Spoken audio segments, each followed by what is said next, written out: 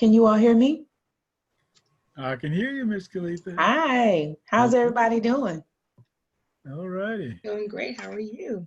We got a good group of folks already on the line. Looking good.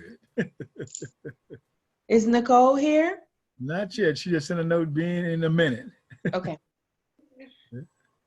I don't know about you guys, but from where school has started virtually again, I just had to reboot my internet box. I'm like, come on. So fingers crossed that I can get some good bandwidth during this call.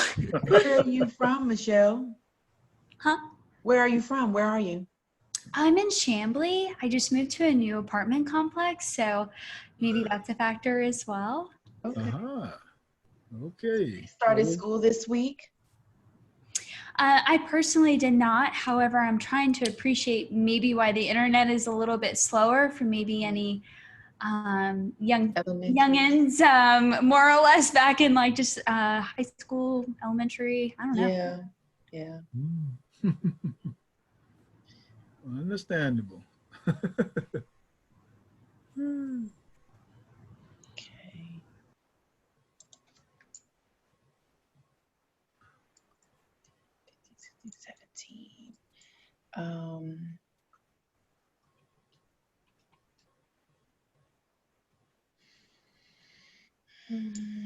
Hey Troy, how you doing this evening?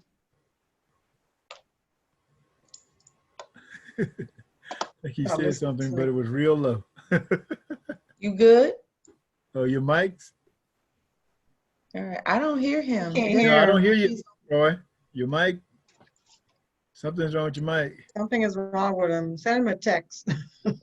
Hey, Carol. Hi. He's talking, but you can't hear him. No. Let's see, I'm trying to think. I don't know if you put earbuds in or not, but maybe you can check and see where your audio output is.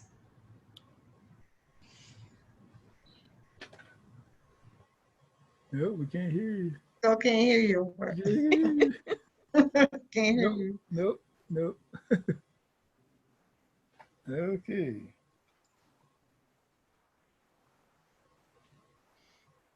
Every time someone new comes on, Troy moves, and I'm trying to make sure I'm following him. Oh, yeah. But I still can't hear you, dear. Anika and Nicole have joined. Hi, ladies. Hey there, how are you? Good. Yeah. Nicole's still getting in. Okay, that's right. Try it again. He's rebooting. Okay. Yeah. Take the earbuds out. Hey, Nicole. Hey. Okay, now, okay. All righty. Troy's having trouble with his mic. Oh, who? Troy. I can't hear him. Oh, no.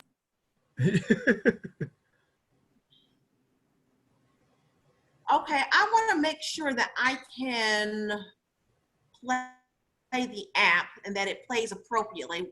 So let me pull this up. And, oh, I have to change it too. The reason I didn't send you the document, Calvin, is because it was on Google and I downloaded it and I had to update it and change a couple of things. Then I went to work and they would not let me update it and save it on my flash drive. My job has got it. Where is that document? No problem. Troy, you're muted if you try again now. It looks like you've come back in. Yeah. You're muted. So now, there you are. Nope. Still not. Can't hear him. Still can't hear you. Poor thing. That's what these tests are for. That's why you log on early to test. All right, 1 second. Let's see here. Troy, did you go into your speaker system? Who, me? No, trying to figure out what Troy's got going on.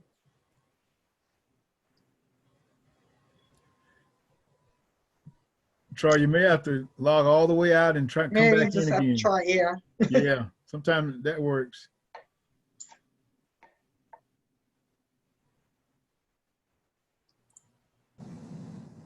This is rather disappointing. Now there you There are. you You're here. are. Yeah.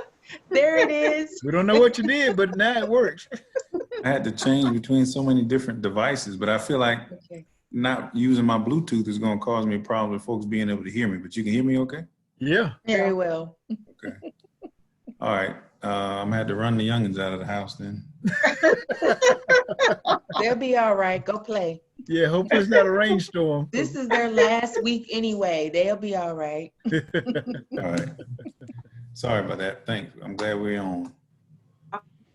Okay, I am trying to do one thing, and then I will share the screen and see if it's playing appropriately.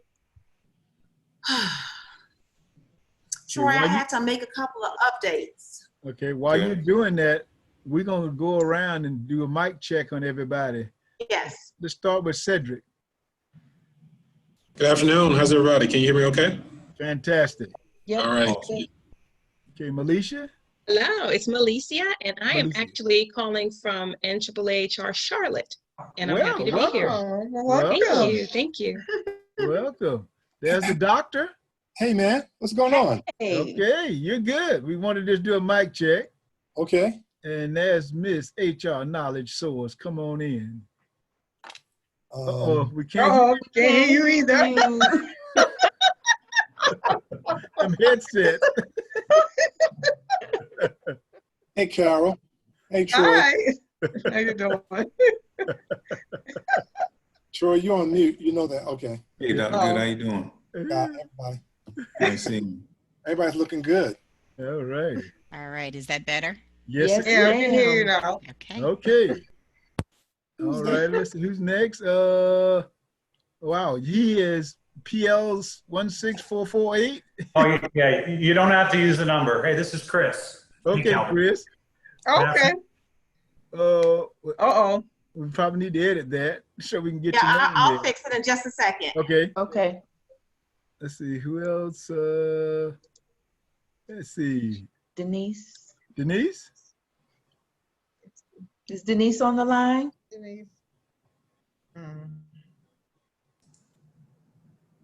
I don't hear her. Okay, I see Mary Ritz. Hello, everybody. All righty. Good. You want to just check the mic check? Wonderful. Thank you. All righty. Charles, Charles Gordon? Hello. How are you? All There righty. she is. Fantastic. Fantastic. Denise, right? Or she's still probably coming in? still connecting. She's still I connected? just pinged her to make sure that she joins. Okay. Did we do it? We haven't done Anika, have we? That's a Hey, that was just me. Hey, That was just- everyone. Okay. Great. Is it Denise Michelle? looks like she's set up, but she's on mute. Okay. Okay, Denise, you want to take yourself off mute? We want to do a mic check. She's still setting up. Oh, she just said it? Okay. We'll come back to you. Okay. Check. Okay. 1, 2, 3. All right. Very good. Very good. Is it Janice? Janice Upshaw? Mic check? Hello. Can you all hear me? Yes, we ma'am. can. Hello. All righty. We got our panelists, don't we, Calvin? Well, that's what I'm checking. Yeah, I think we got everybody. Letha? Okay. We're good. We got everybody. Okay.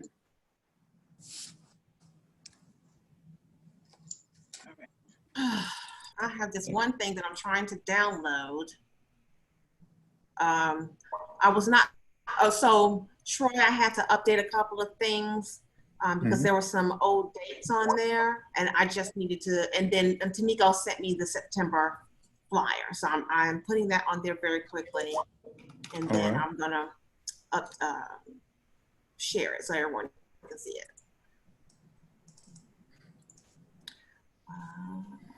All right, well, if we got that done, I know we're going to have folks starting to join here soon.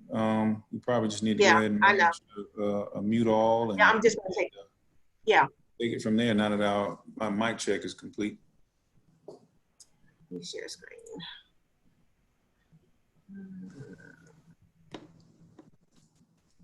So let's see if it plays.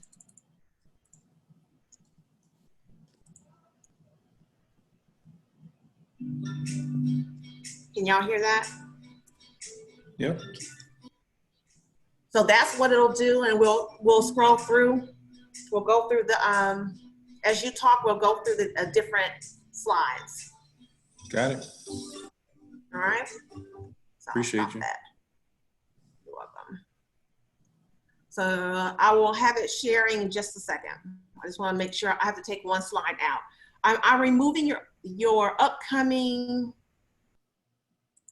I'm removing your volunteer because Xavier does not have any. He hasn't reached out to us to provide any volunteer stuff. That's fine. That's good. I'll speak to whatever you present. Okay, awesome. Awesome.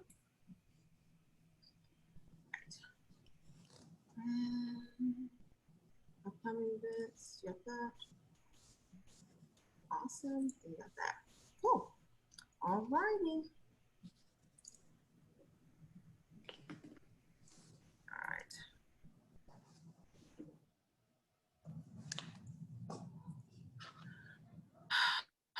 Is there anything else that we need to do as far as checking?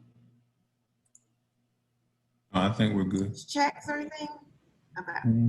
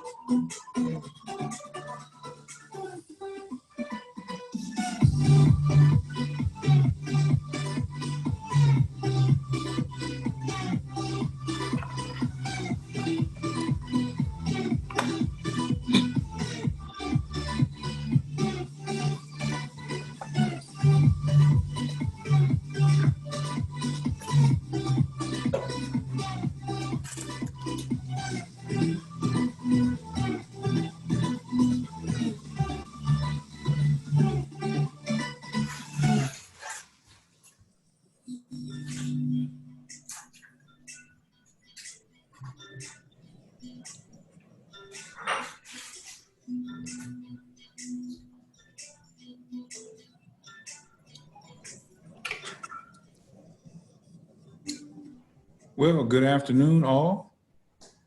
Good afternoon. I just wanted to give a quick time check and say that we're going to be getting started here with our August chapter meeting. Want to thank each and every one of you for coming out to part one of our Engaging Our Allies series. Today we're going to be talking about mentorship, and we're so fortunate to have a guest today from PNC Bank. And so we also want to thank those individuals.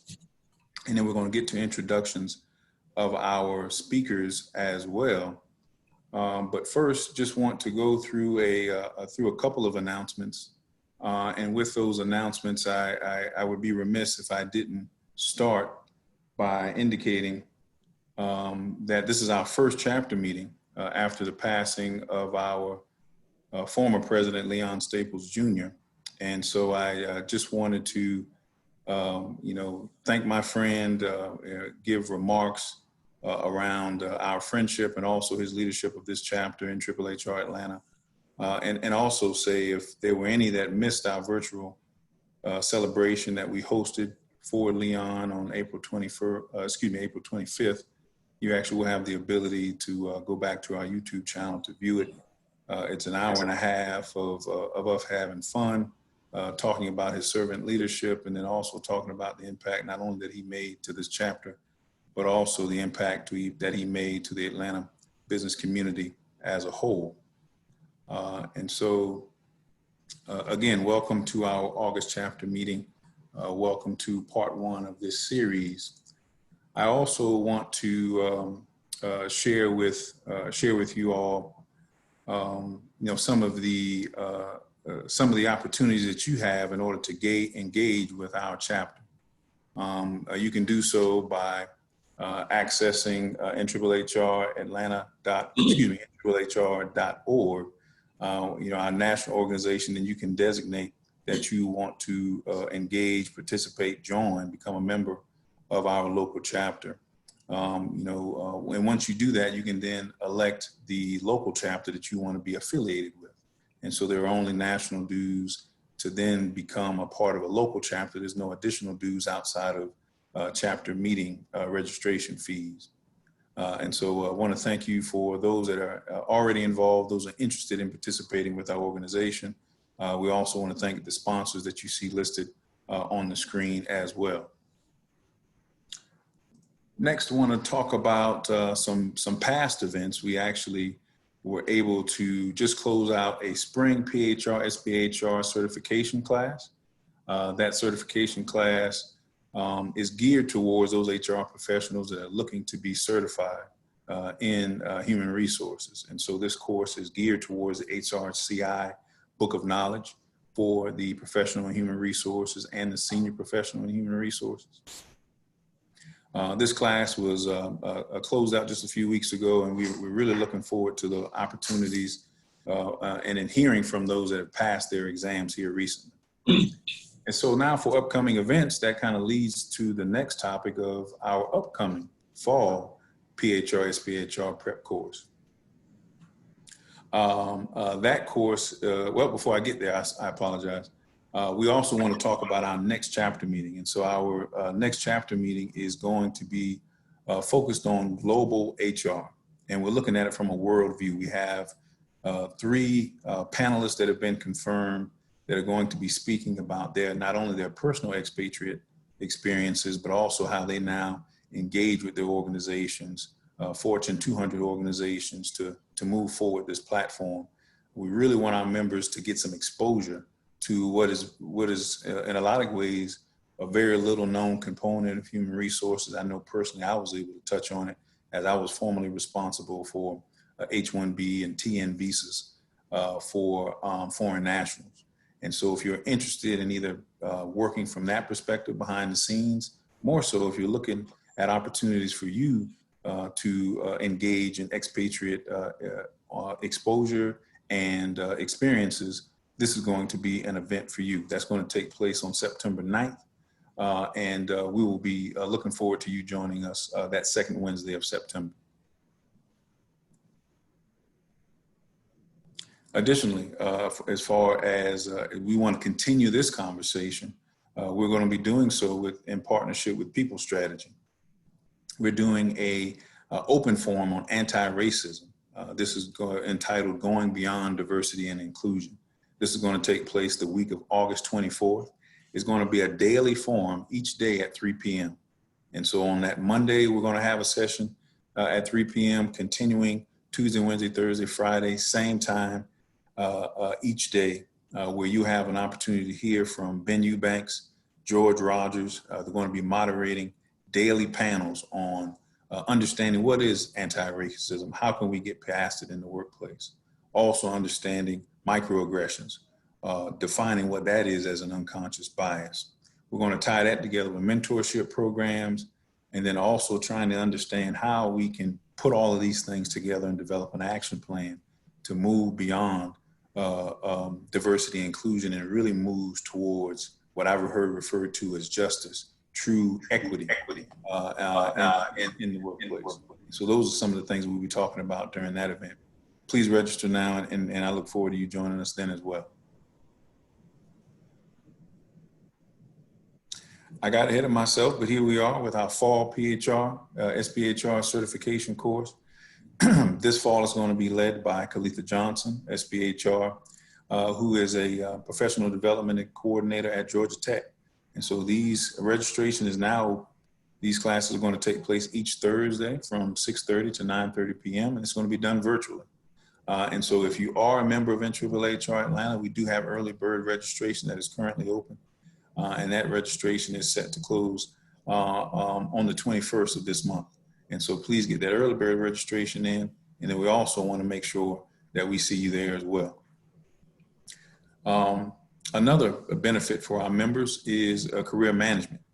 This is actually a partnership that we've had for a long time with Career Spa and Talent Connections. They've also moved this platform to a virtual platform, and it's going to be available 24/7. 10 hours of a pre-recorded webinar that you can now access exclusively as a member of NAAAHR Atlanta. So be sure to contact Renisha Smith if you're interested in accessing this, if you're someone that is in career transition, unemployed, or underemployed. Keep Career Spa in mind.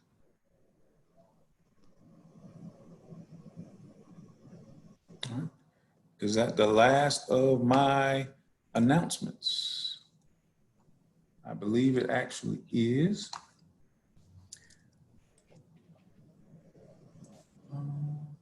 I know one other piece that I'll speak to before we actually move on to the next segment and get the meeting started is going to be about our national convention.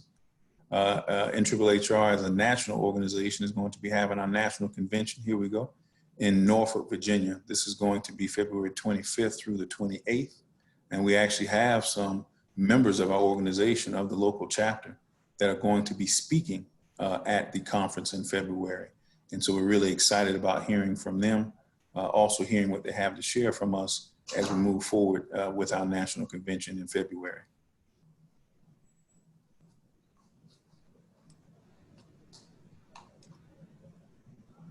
And lastly, we just want to connect. We want to hear from you. We want you to follow us on all of our social media platforms. YouTube, I already spoke to, Instagram, of course, LinkedIn and Twitter. Be sure to use the hashtags if you're actually on this event and maybe you're sharing it on your personal platform. PNC Allies, Be a Mentor, Loyal Leaders is what we're looking at today, mentorship. How we're going to transform those leaders into building leaders from loyalty, from a mentorship perspective. And so again, use those hashtags and make sure to follow us and share with your friends what's going on here with NAAAHR Atlanta.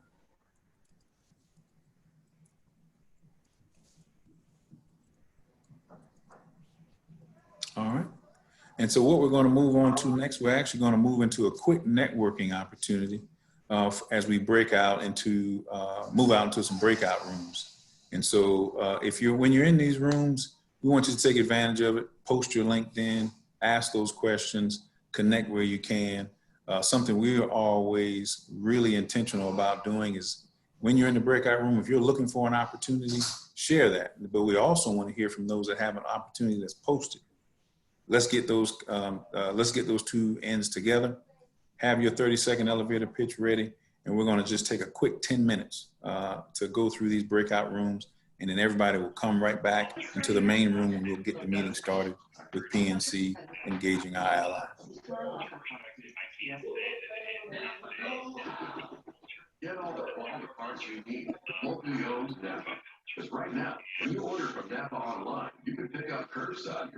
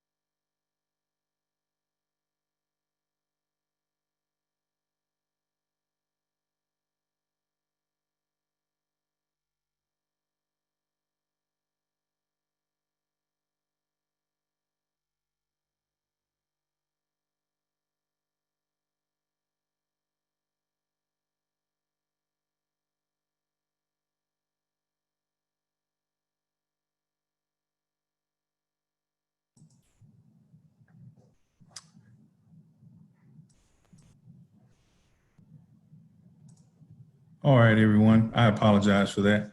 The breakout rooms did not work as we wish they would. So what we're going to do is just move forward with the panel. And what we're going to do now is have Alexis Holt. She is our VP of Corporate Partnerships and has actually helped to engage this relationship with PNC Bank.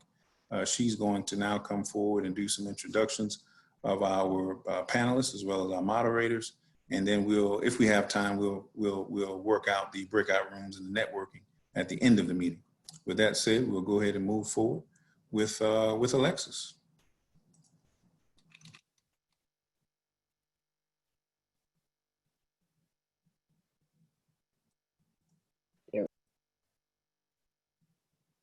Okay. Good afternoon, everybody. Can you hear me okay? Yes. All right, perfect. So I am Alexis Holt. I'm the Vice President of Corporate Partnerships for the NAAAHR Atlanta chapter.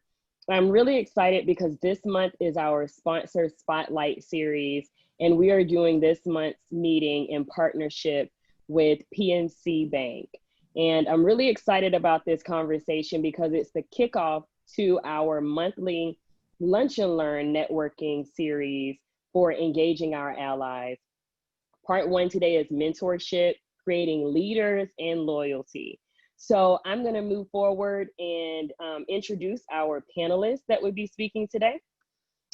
First up, we have Denise Wright, who is Vice President of Diversity and Inclusion Advisor for PNC Financial Services.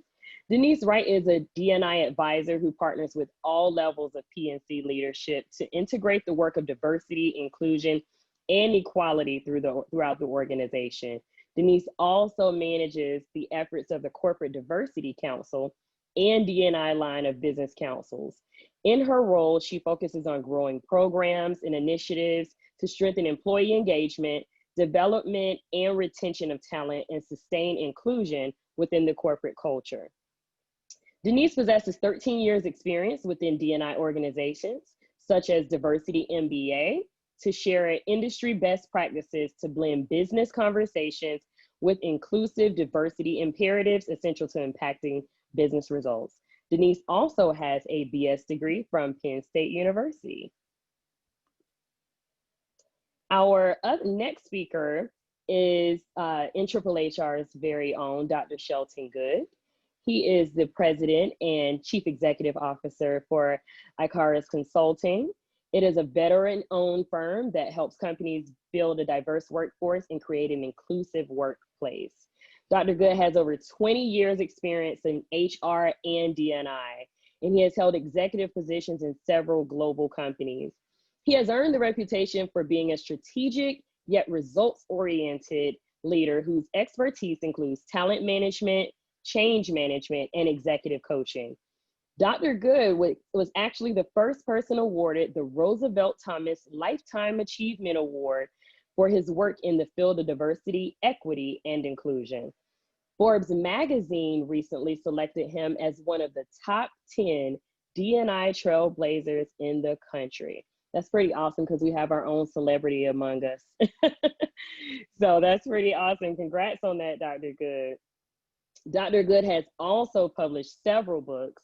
One of the most recent books, which I know got a lot of hype going around it, which was Winter in America, the impact of the 2016 presidential election on diversity in companies, communities, and the country.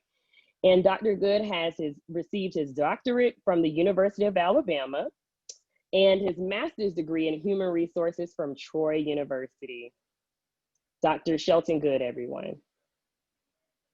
And our next speaker, who is from PNC Bank as well, our next panelist is Chris Bergeron. He is the Vice President, Senior Talent Management Manager and Career Development for PNC Bank. Chris serves as a leader in the HR Talent Strategy organization at PNC. His team assists employees in identifying career development tools and resources across multiple areas of HR. He also has been a member of the HR D&I Council for the past 3 years. Prior to joining the bank in 2017, Chris consulted financial services organizations as part of the People Advisory Services Group at EY. He has also led implementation and customer support departments for several HR technology providers. Chris is a resident of Sandy Springs, Georgia. And our final panelist, last but not least, another NAAAHR Atlanta owned, Cherie Knowles. She is a graduate of the University of Dayton. She is a talented executive with over 25 years of HR leadership and project management experience. She is the founder of not one, but two human resources, human capital and talent management firms, HR Knowledge Source, and also Capital Consulting. Prior to founding HRKS and H3C, Cherie held several highly visible senior level HR positions for companies with regional and national geographic footprints, including VP of HR for a $1 billion professional services firm.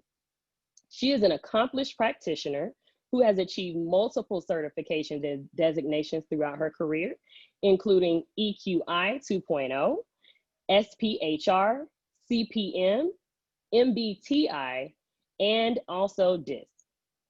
She created a program called Link to Startup for Micro Businesses and has authored an Entrepreneur's Workbook for Professionals. Cherie has been a featured presenter at multiple small business expos, HR Star conferences, SHRM Atlanta conferences, NAAAHR conferences, Disrupt HR, and the Project Management Institute, as well as on radio and TV, and she was recently featured in Voyage ATL magazine. I remember when I first joined the organization, Cherie did an amazing presentation on civility in the workplace. So definitely see Cherie if you're looking to host any type of event around that. So right now, everyone, I just want to thank you and let's welcome our panelists.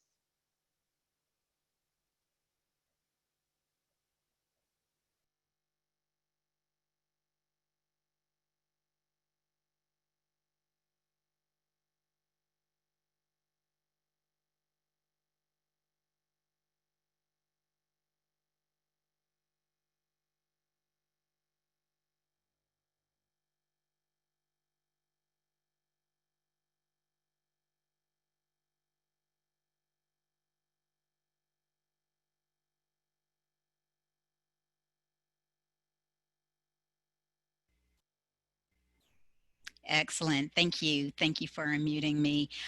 Good afternoon, everyone.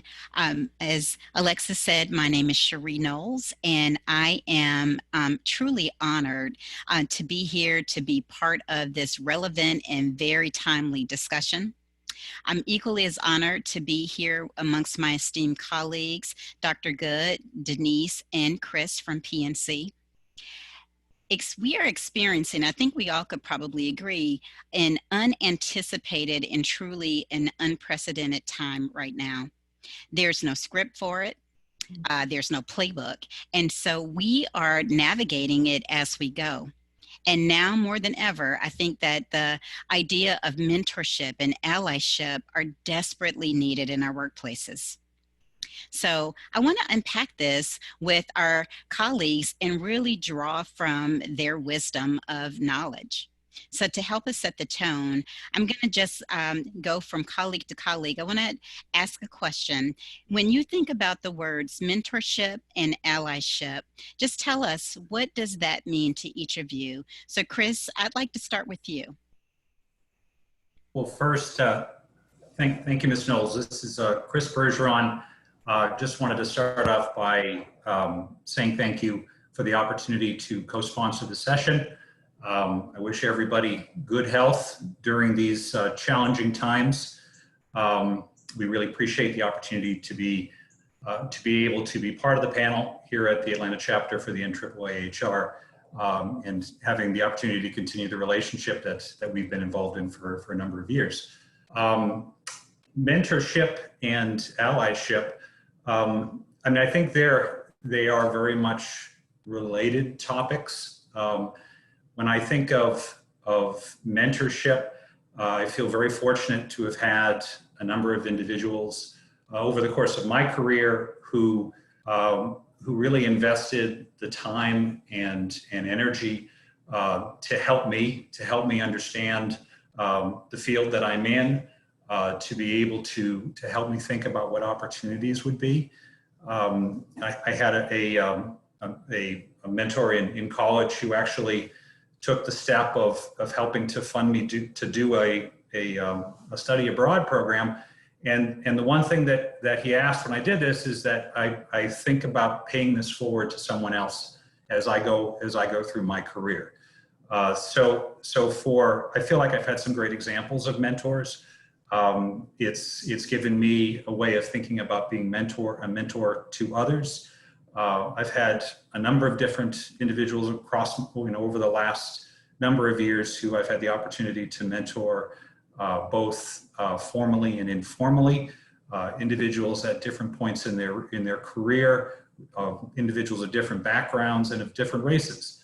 And I've tried to take on the same approach of investing the time, sharing what I know, and helping them to achieve what they're looking to achieve. And I can honestly say that I've gained just as much from each of those experiences. Again, I think being an ally is a similar concept in my mind. When I think about that in relation to my work, I see that as really being about being able to get to know individuals that I work with, get to know individuals that are not of the same background, that don't look like me, and going and taking the extra step to really understand what their interests are, what they're looking to achieve, being able to be in the room and be able to speak out and tell their stories, to give them, to do what I can do to make sure that they are included in the conversation whenever possible. It's interesting that I think the concepts are very similar, and I feel like, like many individuals, I'm continuing to learn and trying to understand what the best way is to do it. Great, thank you so much, Chris. I appreciate that. Denise, welcome. Yes, thank you. Excited to be here this evening. Thanks for having us today. We are, for me personally, I'll just start and I'll kind of get into a lot of the work with mentoring and allyship. A lot of the line of business councils are connected to these topics. They're so important today. For me personally, and I think all of us have had a coach, a friend, someone who advised us and impacted our life personally. And for me, that's really where mentoring sits for me personally, is really about connecting and forming relationships that have made that significant impact, and to help me continue to learn and continue to grow.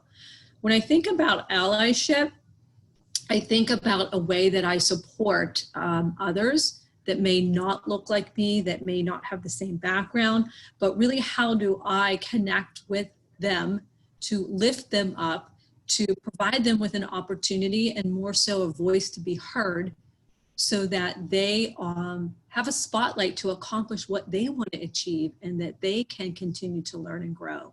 I think about both mentoring and allyship as having an authentic relationship, a relationship of genuinely interest, trust, and well-being.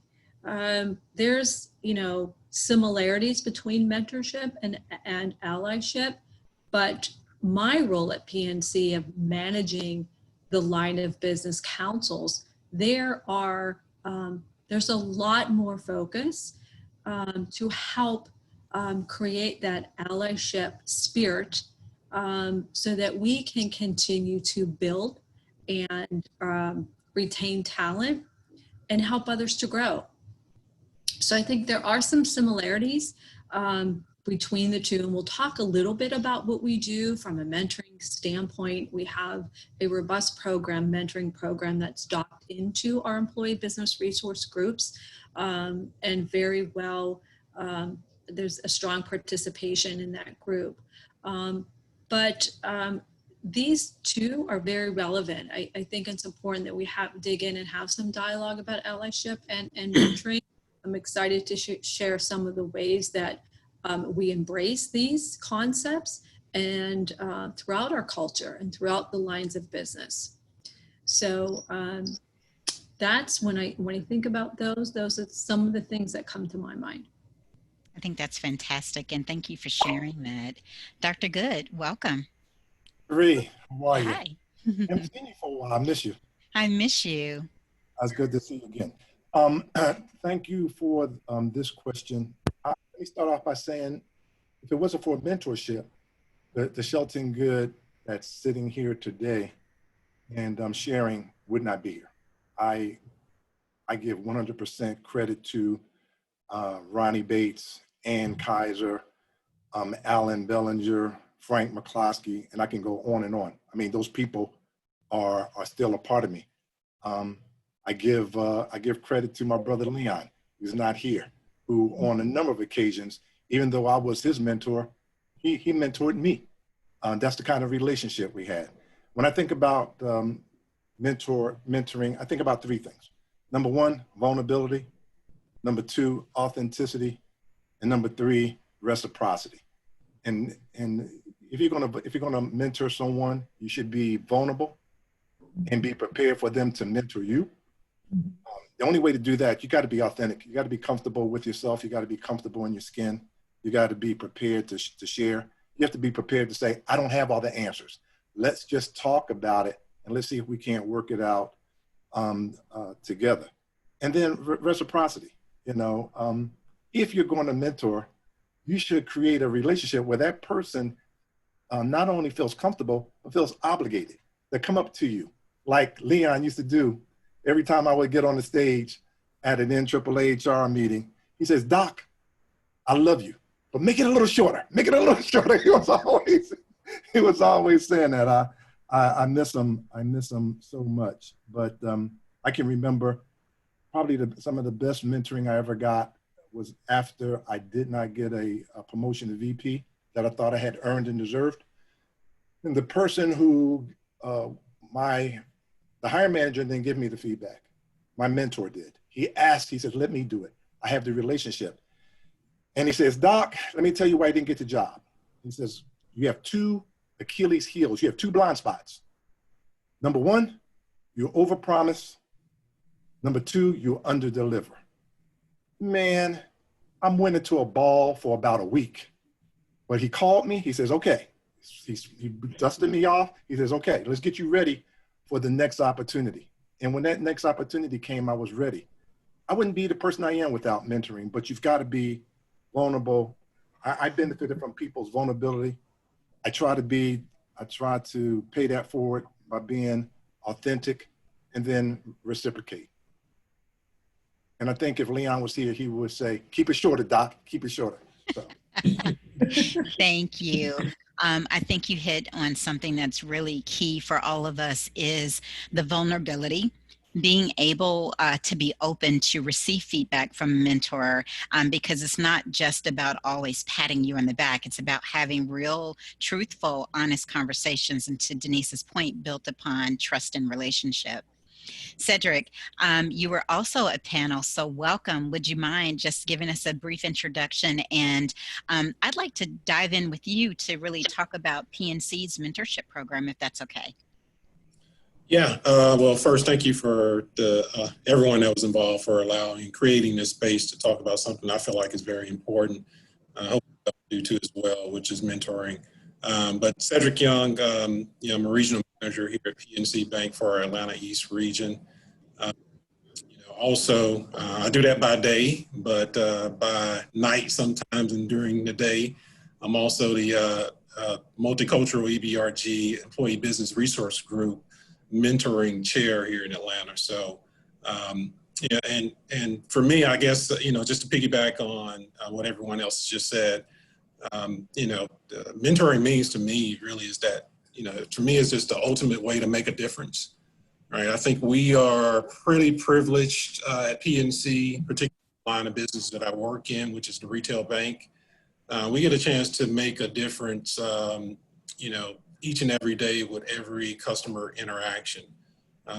We deal with something that is very prevalent even during these times because we all know that health and finance kind of go hand in hand. And so I think we're pretty privileged where we have a good landscape of people who are wired that way, that they're looking to make a difference.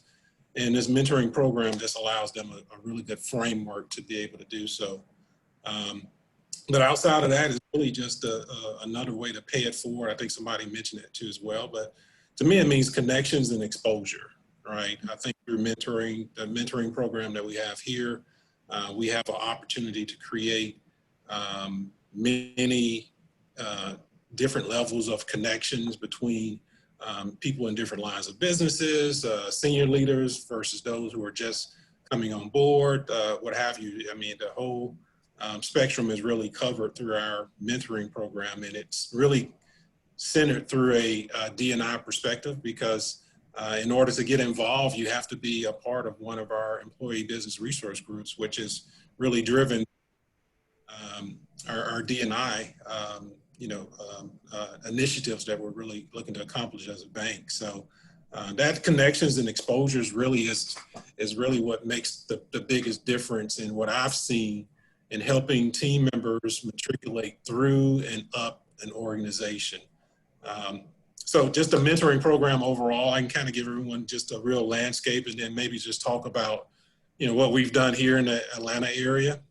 But the mentoring program mission is the diversity and inclusion program is to really provide pathways to development and growth professionally and personally. And also we look to establish new workplace relationships and really impact engagement, which is going to impact retention. And, you also get those, promotion and advancement opportunities as, you get that talent identified. So through those connections, through that exposure, it really comes to life. And I got a couple of examples I can kind of really highlight too as well. I'm also going to try to keep it short. That's ringing a bell in my mind right now as I'm going to take that advice. But the program really is designed to assist employees and, again, navigating through the company, creating those opportunities for discussed career and development. And we continue to see significant impact through growth and development of our employees who participate in the D&I mentoring program. During my time as the chair, some of the examples that I can kind of think of off the top of my head here are, specifically through attracting and retaining new talent. I think that's important since we have, a lot of human resource audience here. I think we all know that that's a key if you're gonna, have a sustainable business. How do you attract, how do you retain talent, particularly during those first, that onboarding experience and really getting, team members connected. So I can remember an example of being a chair and having an opportunity to experience a new team member coming within 90 days within the bank, within joining PNC. They joined the EBRG group here, participated in the 2019 mentoring program as a mentee. They were paired with senior leaders. So just imagine being, not, can't even spell PNC, but you're already, in front of senior leaders, don't know where everything is, and having someone in addition to that support group that we already have in place to be able to help you navigate things. So they received that additional support, and fast forward 14 months, this team member was considered and actually awarded a promotional opportunity. And I truly feel like the mentoring program and that participation, that investment that the senior leader made really truly made a difference. Another example is more through the lens of retaining employees. I have an example that as a mentor chair that I can remember that team member was with the bank more than 5 years, so more a tenured team member, already a member of the EBRG, participated in last year's mentoring program. Again, partnered with a senior leader and really started talking through development plans. I think we've all been at that crossroad when you're really trying to figure out what's next, but not necessarily being able to have that authentic, vulnerable conversation with your direct manager and But the exposure to those conversations and exposure to that individual being, having conversations with leaders in other lines of businesses, fast forward as a result, now that team member is working in a different line of business and seeing tremendous value. So, and there are other additional resources. One thing I'll highlight last year, our capstone event, which was a brainchild of Anika McFarlane, our multicultural EBRG president here. Our capstone event last year was a speed networking event where we brought in, we had participation from senior leaders across different lines of businesses. We brought in participants, and those participants had 7 to 10 minute windows to really kind of take the conversation wherever they wanted to go with those senior leaders. And all of that really, I think, kind of ties back to a connection to people, a connection to the company. I think connections are even more important in this virtual space that we're living in right now, but also that exposure to different lines of businesses, information that you would just not have unless you really had a chance to sit down and go through that journey with someone. So that's kind of some of the things that we've been doing here in the Atlanta area, and kind of overview of the program overall, but very robust and something that is enterprise-wide, which is very unique for our organization. I think is a true differentiator for PNC. Yeah, it sounds like it, and it sounds like you've been able to make it part of the fabric of the company, right? Part of the culture. And I know a lot of us in HR have thought about or started mentoring programs, and so it's really good to hear you are further along than some of us, right? And so how well it's received and how it's having an impact throughout a variety of places within the organization. So that's fantastic. Thank you. Thank you for that. Chris, you had mentioned something earlier about informal and formal mentoring programs and just mentorship in general. Tell us a little bit just about your experience through informal mentorship. So I know you've got this amazing program, but we're curious just to know informally how mentorship has impacted your career over time. It's interesting because I think especially right now where we are so, we're in our home offices doing our work, looking for ways to connect. Being able to touch base with individuals, to have conversations about their areas of interest, things that they're looking to do, and to really drop your guard and to be able to talk openly. I'm finding I'm doing more and more of that across a broader range of topics. I think back to mentors that I've had, and when I was coming up in my career, I don't think I ever officially had the mentor. It was never sort of described up front as being a mentor. It was sort of something after the fact. I realized that someone had really invested their time in me, in my career. I think I don't even think I appreciated it at the time, like you sort of look back, and I'm finding right now I'm having an opportunity to, now that we are sort of in this time by ourselves, to reach out to some of these individuals who took an interest in my career and tried to pass something along. So I've had that as a someone who's had others invest in me in terms of being a mentor.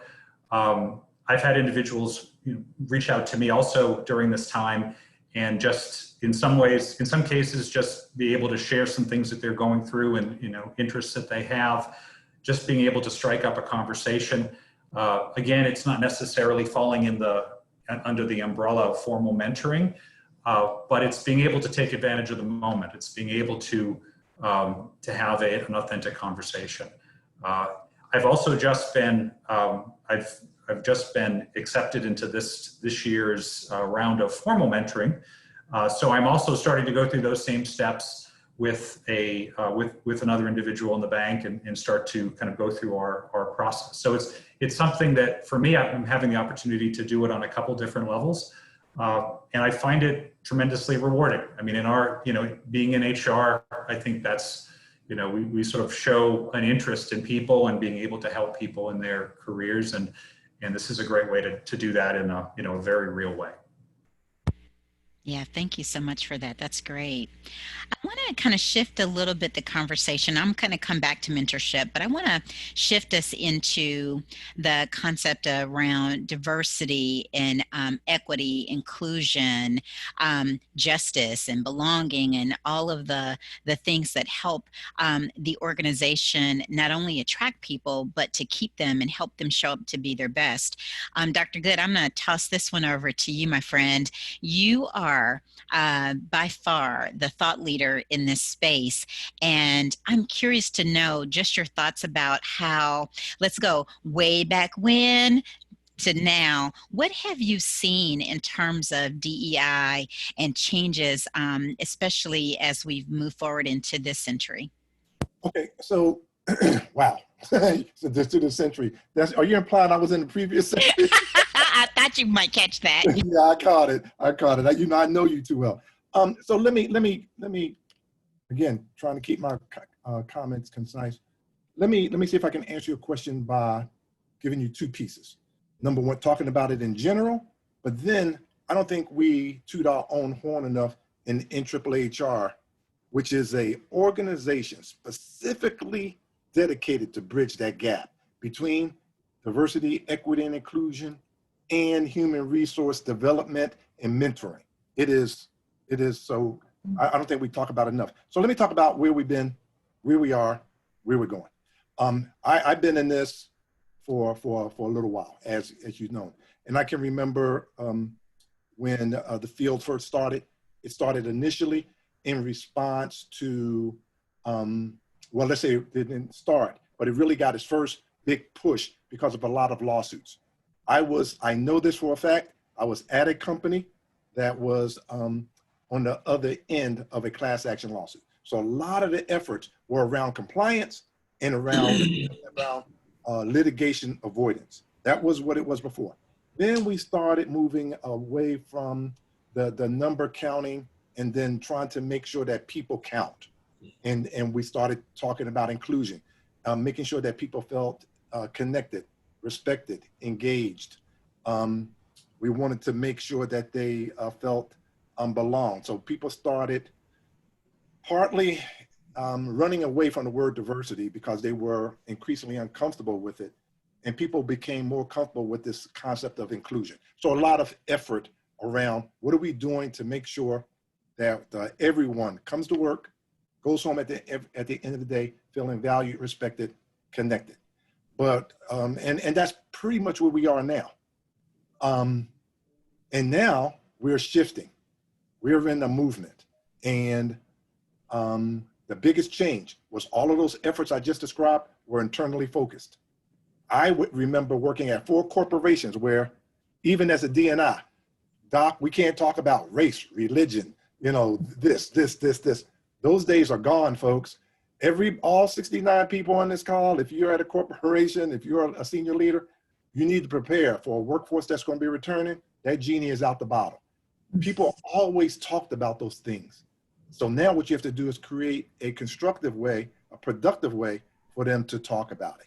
To tell people not to talk about it is not only not good business sense, it's almost criminal to not create a safe space for people to talk about it. So as we move forward, talking about things like equity and justice, these are not internal things. Companies now are going to have to say, we can't ignore what's happened outside the front door. For years, if it stop it at the front door, no, you want to be all yourself, well, you can't be it up in here. It stops at the door. Those things are changing. Those things are changing, but this is not new for NAAAHR. We've been telling people this for a decade. We are the quintessential organization that has been that group mentoring, that safe space. Our brand has been, from the time you come to our first meeting, we are family. We don't give you a handshake, we give you a hug. And we're that place where you can come and share and know that we're going to treat you with dignity and respect, not regardless of your diversity, but because of your diversity. And it has been the place for the young Black HR professional to come and be developed. You want to know about the unwritten rules? You better go sit and talk to Dr. Goode and let him tell you about how you navigate through the things that people don't tell you about. People, you know, let's talk about the HR men of triumphant. Not only did we have a big organization, but we narrowed it down. And we said Black men in the field are leaving because they're not being successful. They're not being able to navigate. So what did NAAAHR did? We created an affinity group right within an affinity group. Nobody does this better than us. Nobody talks about this topic better than us. So for organizations out there, support your local your local National Association of African Americans in Human Resources. If you don't have a mentoring program, then invest in a organization that excels at it better than anybody else. I'm dropping the mic. I'm through. Thank you. I appreciate that. And Denise, as an inclusion leader at PNC, tell us how your company has approached DEI and where you see just some impact that you're having. So tell us a little bit about what PNC is doing around that. Yes, thank you. It's a tough act to follow, I will say. A couple points. I know Cedric talked about mentoring too, but we're unique at PNC where there are informal mentoring programs Chris shared that happen continuously, but within D&I on a corporate level, the mentoring program falls under the employee business resource groups. And it was intentional in that design. Our employee business resource groups is one of 3 strategic pillars of the organization. So you'll look at EBRGs, you'll look at line of business councils, and then we also have regional councils that foster mentoring and allyship that sit within our 42 plus markets right now today. Those 3 pillars interconnect. And what we found at PNC is that placing the mentoring program into the largest pillar, which is our EBRGs, which over 30% of our employees are part of, that really gets a lot of participation. And because our employees are docked into the EBRG, we get this natural lift of participation. And interestingly enough, when COVID started and we went into a digital climate, what we've noticed is that the need to connect and the need to, especially for those that are extrovert, it was very challenging for those to be in a remote digital environment. So what we found is we came up with programs to support the connection and the mentoring strategies that we have in place. So we saw a tremendous growth when we started a new cohort at PNC with the mentoring program because of the pandemic, because the need of us as human beings to be able to connect in some capacity. And so that connection with the EBRGs has really helped us to further strengthen that sense of belonging and that sense of contribution on our differences, and allowing people to come to work to feel valued and to feel like they have a purpose and they are making a purpose. In terms of how that connects to lines of business and regional councils, it does connect. A lot of the lines of business councils, and I did want to mention that they work with our EBRG. So you can be sitting on council, but be an EBRG. So there's a lot more of a unified communication that's going on. We get an increased amount of participation that's happening. And what the line of business councils do is they kind of take it a step further, and they're kind of the liaisons to respective businesses. So they communicate and cascade the mentoring program. They talk about EBRGs. So if you have a person in the market that doesn't know, is not connected to an EBRG or a council, but really want to be an ally for what's going on in the country today, the line of business councils help to share that communication. They help to kind of, cascade communication and make the connections to bring the awareness of these programs to businesses. So we get kind of a residual impact of increasing the program. Hey, become part of an EBRG. Here's what an EBRG does. It's very grassroots. Here's what our council's working on. We're helping to, talk about why diversity, inclusion, and equity matter right now today, why it's important. So the lines of business councils kind of intersect with the EBRGs, and they really help to create that stronger level of awareness. And they also, informally, I wanted to mention, do a tremendous job of tailoring what's needed in their respective lines of business and where they are in that journey, because everyone is at a different journey. We all are. But the businesses councils really look to identify a program. So if it's wanting to support the awareness of diversity, the awareness of inclusion, talking about equity, they design programs and conversations. And they do this in a lot of really creative ways. Even our HR line of business council will offer something called Real Talk, where they bring in and they talk about relevant diversity and inclusion topics. They bring in leaders to talk about mentoring. And that's really where you get that personalization, the share your stories. They have an authentic conversation about key topics and how all of diversity, inclusion, and equity connect and how it impacts all of us. So there's so much exciting programs and intersections that we do at PNC. For us, we constantly, it's a value it's part of our 7 values. It's part of, our organization, threaded through the fabric of who we are. And we are continuing to leverage our journey. And through the strong framework that we have and through our partners, we have been able to really advance and connect and have conversations about what's going on in the country, because we have a really solid program with grassroots EBRGs and line of business councils, which really look to help enhance that culture.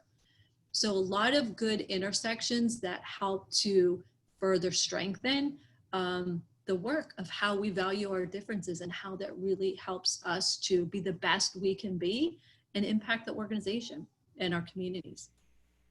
That's great. One of the words that you used that stood out to me is journey.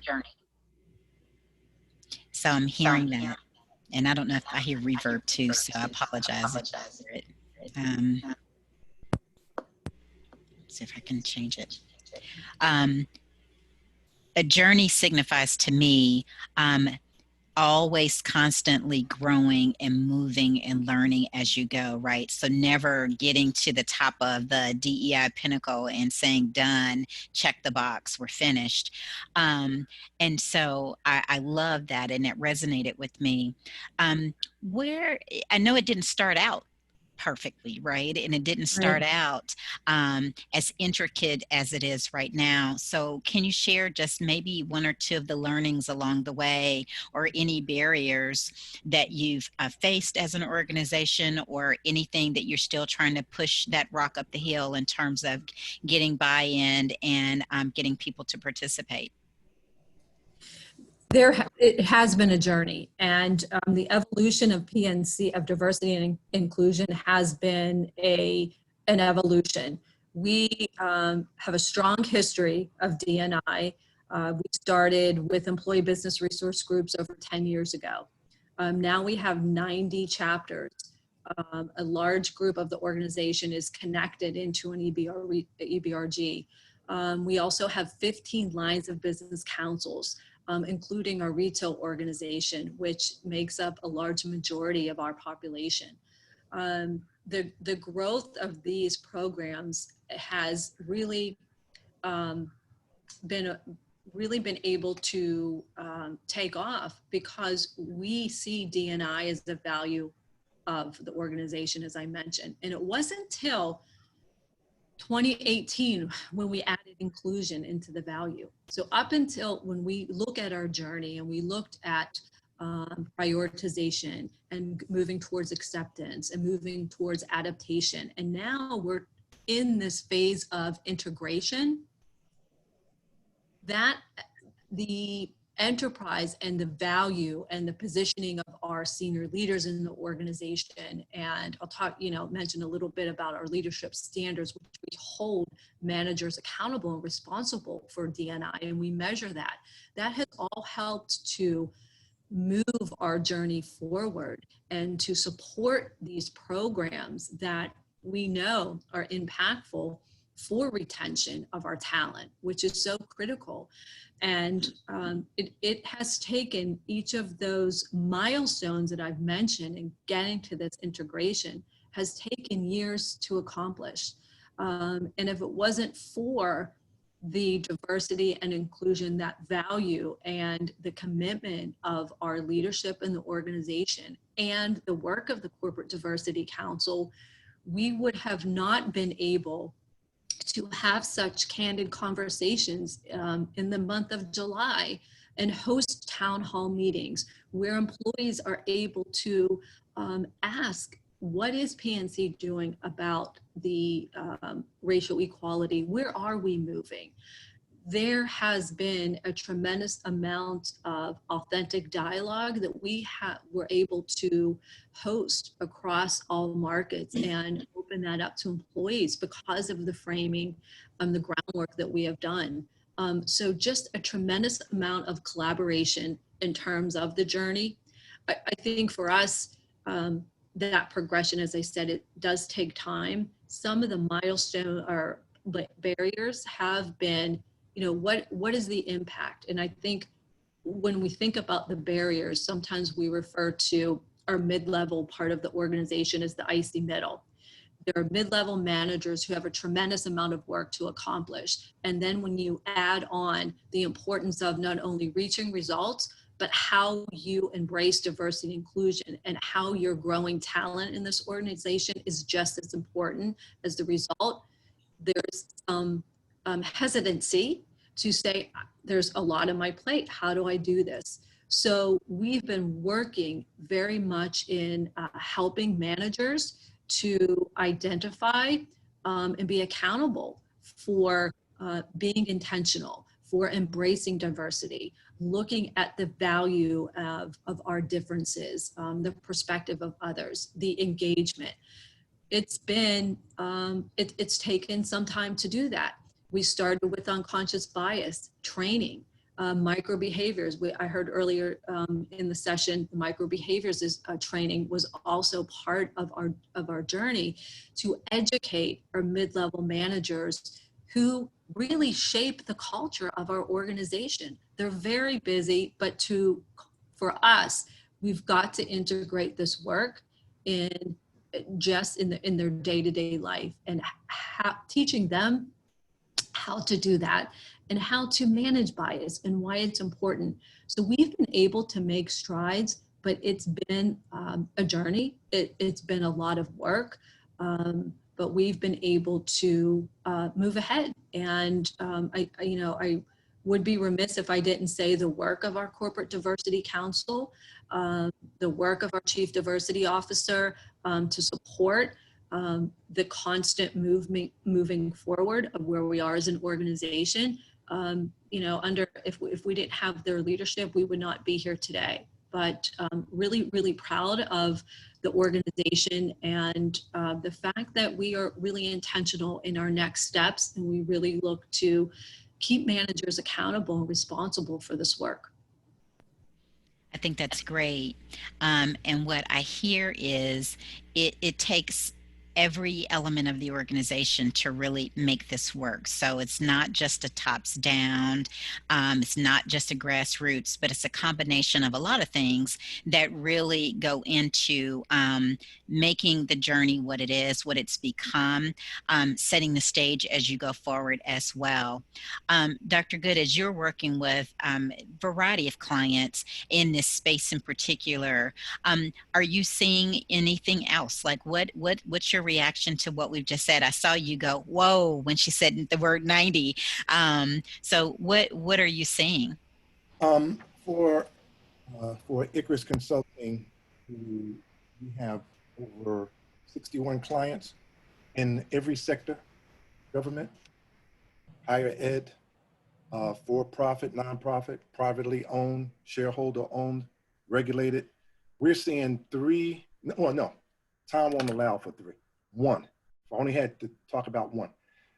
We have, I think people understand that diversity for a long time has been perceived that it's about counting people. You heard me say that inclusion now is about making sure people count. But we've got to go to this next level, which is equity.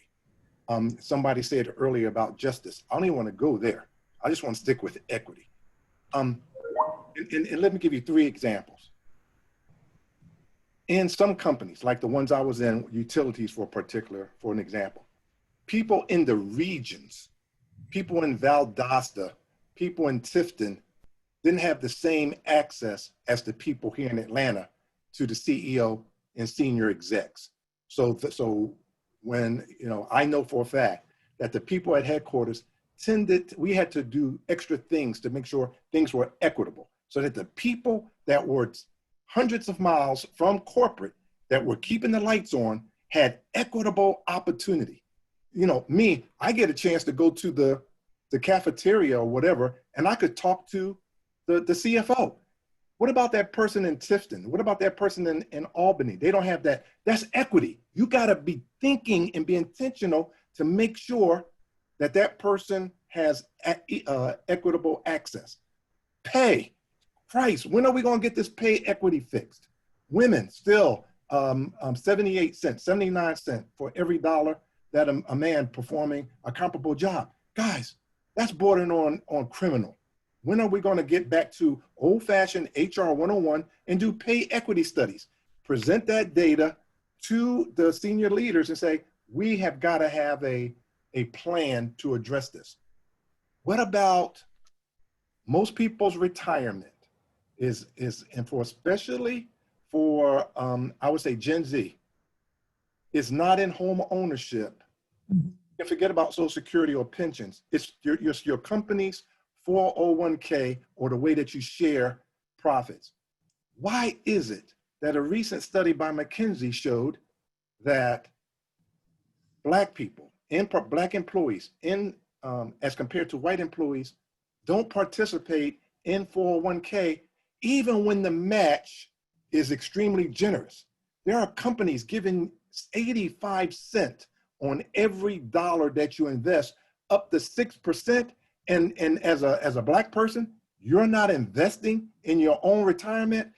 The company can't just say, oh, well, that's their decision. I'm not having it. You have got to bring in the Merrills, the Fidelities, and say, guys, you're missing out on this opportunity. What can we do to up participation in 401k for Black people who need it the most? And so equity, we've got to be more intentional. We got to leadership has got to say, we've got a diverse workforce. We got an inclusive workplace, but is it equitable? Are the resources equitably, do people have equitable access? And then are the outcomes coming up with the same outcomes? And so that's what I'm helping clients do now. Guys, you don't have to write a fancy statement. I'm not asking you to go out and hold up a Black Lives Matter sign. Look inside your own organizations and start bringing about equity and sure, I know about COVID. I was in the C-suite at MAAAHR. I know right now what the pandemic is doing to budgets. I know how tough it is. It is never too late, and it is never too tough to look inside and ask yourself the hard questions, and then do the work. And if you say, well, we don't know how to do it, then call Icarus Consulting. We'll come help you. Awesome. Thank you. As I looked at the topic for today, it's about leaders and loyalty. And based on what I'm hearing, I believe that that is something that PNC is driving. And so I just want to ask each of you kind of when we say that and this concept of mentorship and the work that you're doing in this space, what does that mean to you? So Cedric, I'll start with you, just leaders and loyalty as it relates to mentorship. So what comes to mind? What resonates with you? Well, I think when I think of loyalty, I mean, loyalty is earned, right? It's not given. You have to earn loyalty. You have to continuously, do the work. My loyalty to the company, to PNC, has been reinforced over years, right? And in each step, particularly over the last few months, that was a pivotal point to where, loyalty kind of, we get loyalty scores. I'm in retail banking, and customers, they range from what we consider to be detractors to passives to promoters, right? So I'm a promoter of PNC because the work has been done over a period of time. But it's taking a leader like my leader to really listen first and foremost, understand, what are the top priorities for me as a person, and how do we incorporate that vision, with PNC's values, because our values should be very similar, and we should be able to align our values to really be able to bring my whole self to work and let that shine through my leadership abilities. So, loyalty to me is it takes time, it takes work, it takes effort, but it takes a whole lot of listening to as well, to, where your employees are, meeting them where they are, and collaborating with them to achieve common goals. And it's a conversation that we have a lot with our customers.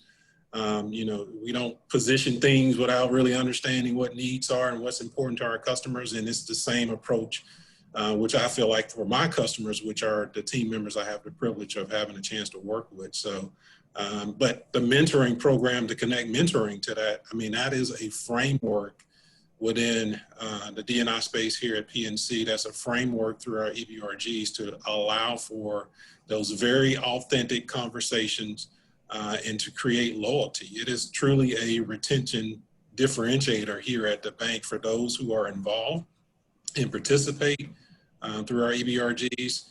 It really is where our values come to life. And it's tangible, you can feel it, and really it motivates me, and the whole point of loyalty is to really, so that you can refer others or promote it, right? It motivates me to really, speak about PNC, not through a 100 best place to do this and all that good stuff, but through a true Cedric speaking as a person. I'm not a paid spokesperson per se. I am paid, but I do this because, it's truly something that resonates with me, and I've seen it come to life. So hopefully that kind of gives you a perspective there. Yeah, that's incredibly helpful. Chris, your thoughts. As I saw this topic, I just got really excited. And tell me from your seat as the talent manager, just your thoughts about leadership and loyalty.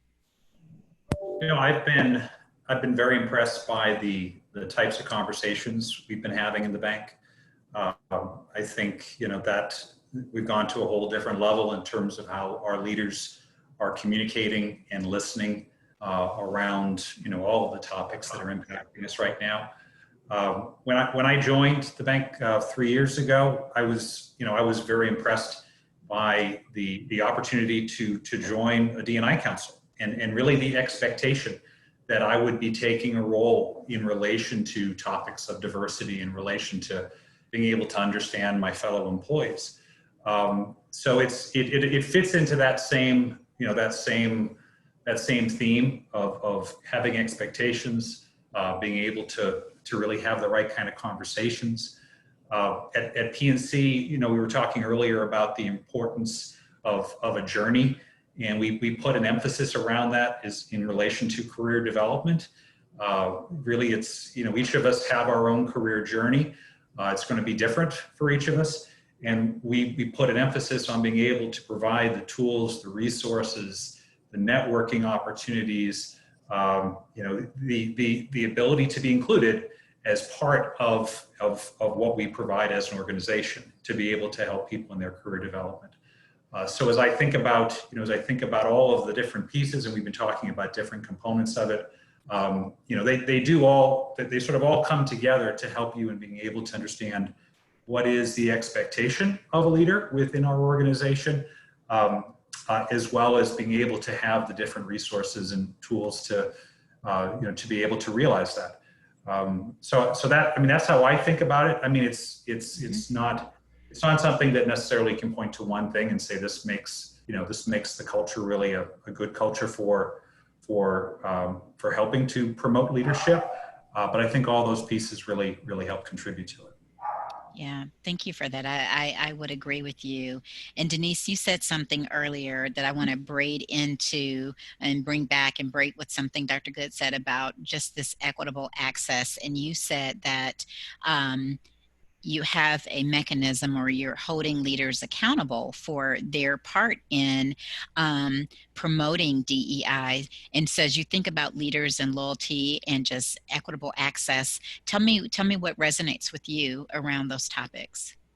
Yeah, I think first of all that, these things are very connected. When I think about loyalty, I think about employees who feel this sense of belonging, who are thriving professionally. And if they're thriving, they're loyal. They're taking more opportunities. If they're taking more opportunities on, they really naturally are developing and influencing others in the organization very organically. They're leaders. We're all leaders. So they do connect. What we do really well at PNC, whether it's in the talent space or the DE&I space, it's really about this engagement and this growth mindset that we are all leaders, and providing opportunities for anyone to lead in the organization. If they want to be a part of an EBRG, a part of a council, we lay the foundation for them to help individuals to spotlight their strengths and to encourage their career journey. And I think D&I, we talked about it. It's much larger. It's about how we bring all of this together and how it lands for an employee, and how we are able to take the differences and cultivate all of our differences to really expand the manager's responsibility of to grow that talent. So we work on many different platforms of how all of these come together, but they do all come together. I think what I wanted to reinforce is just the work of the lines of business councils and the ability that they have to create programs, speaking events, history and heritage programming, where they can dock in and really have the opportunity to interface with senior leaders. When you're getting that type of growth, you're more connected to the organization. You have a stronger sense of loyalty. The fact that, you will be moving is at a lower risk. And I think on another point with leadership and loyalty, there's multiple generations that we in D&I and in talent look to develop. And how do we grow and help the generations to communicate more effectively? That's another way that we look at diversity and inclusion. So how do our millennial generation feel that sense of growth, and their expectations of moving talent and moving through the organization are very different than a baby boomer. So how do we make sure that we're communicating and creating an understanding of the various generations in the workforce, so they're connecting, they're collaborating, and each feels that sense of belonging, and helping each other to network. So we really look at all kind of different, buttons and how these connect, but really at the end of the day, want to tell a story that's unified and really connects into leadership, to a growth mindset, to being able to say, PNC provides an opportunity for you to be yourself, to learn, your voice is heard, and you can create a career at PNC. So a lot of connections. I know I shared a lot of different programs, but holistically, we do look at these things to make sure it lands and, for employees in the right way. Yeah, that makes sense to me, and I think to our group of folks who are in this virtual space too. When you think about non-diverse leaders and getting them to participate in the mentorship program or be part of an ERBG or sit in some of these councils that you mentioned, is it a hard ask? How do you encourage non-diverse people to join? Because I would think that in some things in my career I've heard, oh, I can't possibly join that group because I don't, I'm not affiliated with that group. And that's, in my opinion, one of the furthest things from the truth. I think diversity of thought and experience is incredibly valuable. So is it a hard ask at PNC? And if so, what do you do to encourage non-diverse people to participate? It is not a hard ask because we have the leadership standards in place.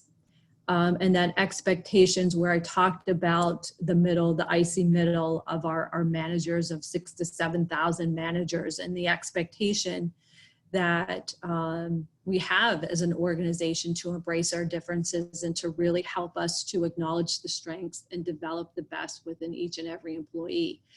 I think where we're seeing some strength as an organization from our managers is you've got to have, you got to be agile, and you've got to be able to understand the differences from a cultural perspective. That's where our EBRGs come into play. The growth of our EBRGs has been just amazing. And if you're not part of that or taking advantage of that, I don't think that you're able to lead as effectively in the diverse workforce that we have. And there's been a lot of stronger responsibility or accountability or keeping managers held to that commitment. So they're looking for things to be a part of. And then what happens is there's this authentic kind of connection where, when you're able to really understand and look at things in a different way, understand how to better manage your bias, how to develop teams and ensure there's inclusivity in dialogues. They're understanding that you can reach results and you become even more innovative and maybe reach the results even quicker than you thought. So there is some, downside into the learning curve, I would say. But once managers make that connection, for us at PNC, there's more of, wow, this is something that we're held accountable to do. We're evaluated on. We even ask the employees annually to evaluate their managers on these behaviors, which is important. They get feedback. Feedback's so important. So with those checks and balances in place, it really is creating a stronger management team that really looks to seek different opinions. Where years ago, it wasn't that way. They look to recruit diverse talent because they understand the value that it brings. And by learning themselves, they're able to sustain that talent because they're building illusion. So those are just a few things. Denise, I was going to just add, I'm just holding up our leadership standards cards that highlights as really it highlights 5 different leadership standards, but includes intentionally being one of the standards, being able to seek perspectives, champion diversity. Before joining PNC, much of my focus was around job design. Spent a lot of time in my career creating different types of competency models and different types of expectations. And, you know, oftentimes there would be a component specific to diversity, but was it something that was really being highlighted? Was it something that was being aligned to programs to support it? Was it being incorporated into how you look and hold leaders accountable? Not that we have it perfect, and not that we don't have a long way to go, but I think that this really does encourage that, and it forces you to think about it when you're going through your day-to-day work. But hey, Chris. Yeah. One of the things, though, I would ask you guys to consider, and I would ask all organizations, is, and put aside the movement that we're in, and let's just go back to January, and because without that context, this won't make sense. But we've for years, people will say, do any of this stuff you guys talking about really work? You know, diversity, equity, inclusion, justice. And so we've got to begin to help leaders look at some common sense metrics that even they can understand and see and understand whether or not things are actually working. You know, 3 powerful metrics I would ask companies to do is use your own employee engagement survey data, or ask yourself, just ask a question. If I were to ask my employees, would you recommend this company to your best friend? How confident that I am that 65 to 75% would say, yeah, I strongly agree, I would do that. That's common sense. You know, if you don't have the data, what do you think? What do you think would be the result? And you know, if you say, well, I don't know. Well, then let's ask another question. If you asked your employees, you know, how many of you are willing to give up some of your discretionary time, going to the beach, spending time with the kids to help a teammate reach a goal? If you're not confident it's 65 to 75%, then why not? Why isn't it that? And if you say, Dr. Goode, that's still too soft. Okay, fine. Let me give you a hard one. Let me give you a hard data point. Look at who's leaving your company and when. And if millennials, women, and people of color are leaving within the first 24 months of being hired at a rate that's greater than white males, I would say to a CEO, I would say to, you know, Denise, I would say to Chris and Cedric, guys, what do y'all think is going on? And y'all would say, well, I don't know. I would say, then why don't we look? Why don't we try to find out? We'll find out. All I'm saying is, it's great to, when you have all these activities and you've got high degree of employee involvement, but ultimately, what's your metric for, it's a rhetorical question, by the way. There has to be some common sense measurement of success that says, ultimately, here's what we believe would be our best common sense. And for every company, that metric needs to be different, right? For PNC, it's X. For somebody else, it's Y. But pick one that the people in retail can get behind, the people, you know, in banking or whatever pick something that everybody, that just makes sense, and you don't have to translate what it means. So just a thought that I'd ask you guys to consider.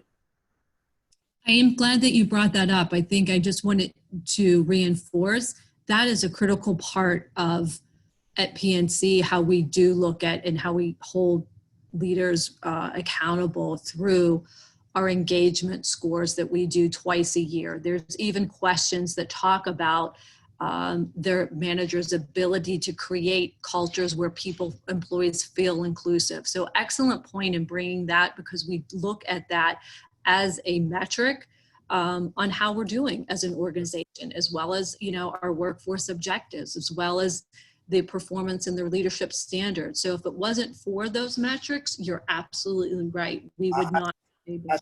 I suspect you guys are a little bit ahead of the curve than most. I think so too. So then my question would be, you guys, you know, y'all need to go on the circuit and share with, I'm not going to call out any other financial institutions, but if you guys are that good, are y'all holding all that good stuff, or y'all sharing it? So, you know, but you guys got a lot to be proud of. Keep it up. Keep it up. Absolutely. And so I am monitoring our time, and we need to probably start winding down, but I do have a question.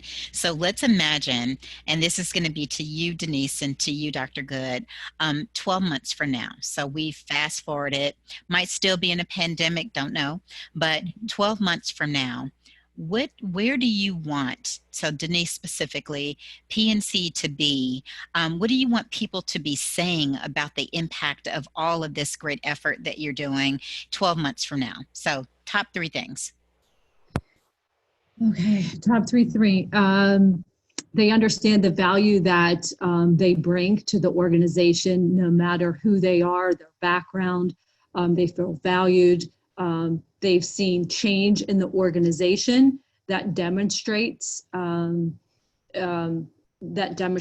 value, and they have conversations consistently with managers that promote diversity and inclusion and equity in the organization. So a stronger integration validated by the employee experience, as well as what our communities and our customers are validating through PNC.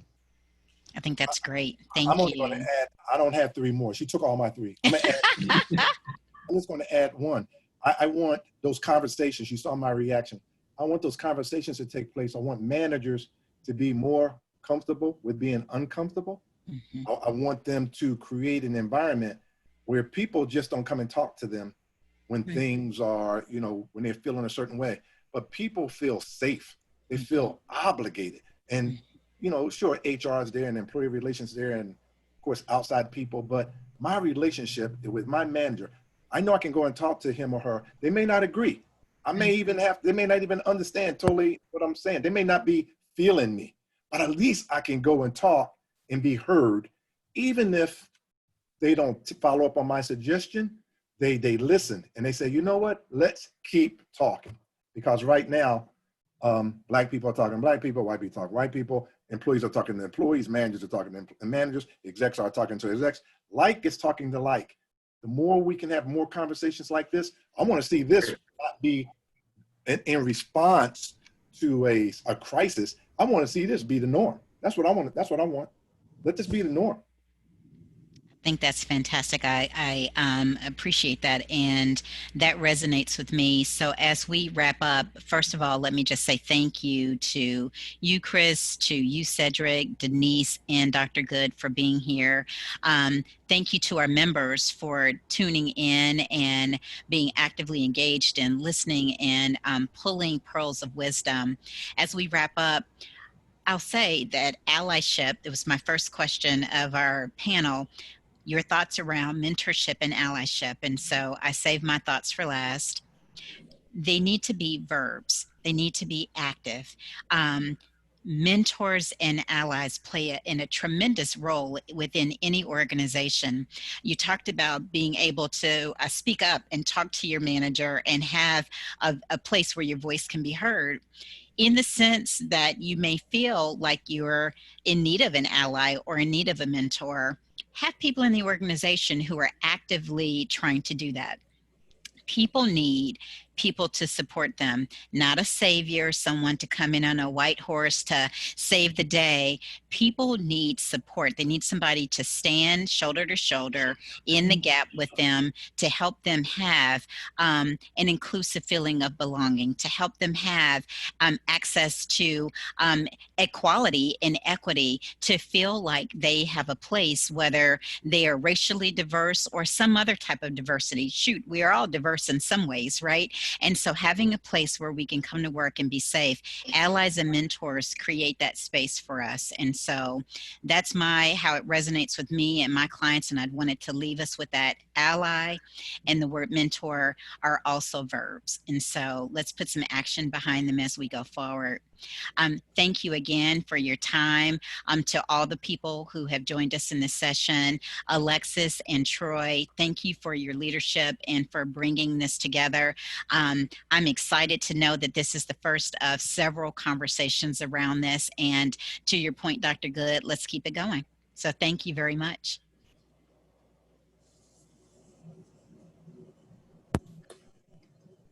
Yes, thank you so much, Cherie. Really appreciate that. And I know we did field some questions, and I want to give an opportunity to Alexis, who so graciously took those questions in And we're going to try to respond to some of those while we have a few minutes. And then we have a couple closing remarks that I'll share after Alexis is done. So Alexis, are you on and unmuted? Looks like Yes, I am. Awesome. Thank you. All right. Such a great and engaging conversation. So our first question is actually for Cedric. Cedric, the question was, how will mentorship involvement as a mentor / mentee be viewed in accordance with future opportunities? I think that's a great question. My first initial thought is, of course, nothing is guaranteed as far as how things transpire in the future. I equate it to very similar to, anything that I would advise anyone trying to improve their candidacy, right? We have kids who are graduating from virtual high school, going into college, and hopefully as they have matriculated through high school, it was more than just their GPA. But it was also, what enrichment programs were they involved in? Who did they make connections with? Because that could have in turn been the letter of recommendation that was needed to get you into the college that you preferred, right? That could have been a differentiator. So I equate, any, whether it be involvement in the EBRGs or getting connected with a mentor, it is really that community, that village that is going to take in order to get you to where you're trying to go. So you can't walk into it with an expectation of something is going to turn, that you're going to get something in return, but you do walk in with the expectation that if I put the work in, that it's going to be returned to me in measure. So I think that's a better approach to take than with the expectation of an outcome. Definitely. Thank you for that. This question was actually directed for Denise. When looking from a D&I perspective, what role does informal mentoring, naturally occurring versus cohort programs play as byproducts of the EBRGs? So let me paraphrase that, Okay. make sure I have the question right. So how does informal mentoring influence, how equal is that in relation to a formal program? Yeah, correct, to the EBRGs, Okay. Correct. That informal mentoring is just as important as the formal mentoring, and I'll share a few key points about that. When you talk about diversity, inclusion, and equity, you really, need to ensure that you're providing opportunity to help employees feel that they're gaining new skills and we're investing in them. I talked a lot about the managers, but where we see this informal mentoring happening is through corporate programming, such as history and heritage. And a great example of this is when PNC hosted our first Juneteenth event, which was put together by our multicultural and African-American EBRGs. Not only that, this EBRG was mentoring the organization on the historic milestone of this event. So mentoring throughout our organization informally is critical to helping us to sustain, talent, create cultures, create this inclusive culture. It is has tremendously grown because we believe and we invest in these programs. We invest in EBRGs, and we're starting to see great value in not only mentoring, but the employees mentoring to leadership. And this growth mindset that leaders continue to embrace is really helping us to gain a significant impact for the organization. Thank you for that, Denise. Dr. Goode, this is a question for you. With all of the changes that are happening in the D&I space, I like to call it adding on all the extra letters now. We went from D&I to DE&I, and now we are at DEIB. What are your thoughts around the equity and belonging being added to the diversity and inclusion?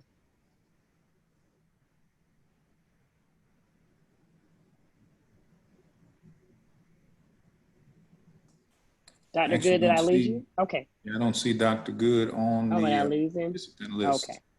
Okay. Oh, he might have just fell off then. Okay. Mhm. Well, we'll come back to that question if he's able to join us again. Our last question was from one of our panelists, and Chris, this one will be for you. Are the panelists, specifically you both, you and Denise and Cedric, are you both open to mentoring others within your organization? Are you both, are basically all three of you a part of that mentorship program, or do you have a process where you appoint different mentors? I can speak for myself. I'm part of the formal mentoring program that we have through our EBRGs. We've just started a new year with a new group. So I've through our D&I councils and our EBRGs, I have been matched with a mentee. I've been matched with someone in our retail organization. We've had an opportunity to introduce ourselves. We're going to have sort of our first chance to do a kind of a virtual coffee in the next, I think we're about a week out, when we're going to have a chance to sit down and just talk a little bit about what we each do. My understanding is she has some interest in human resources. And, you know, again, I just see it as an opportunity to sort of help her think about it a little bit, share what I know, and if I can help introduce her to others or provide her with some background in terms of what we do, you know, that's what I'm going to be focused on. So yes, I am formally involved as a mentor.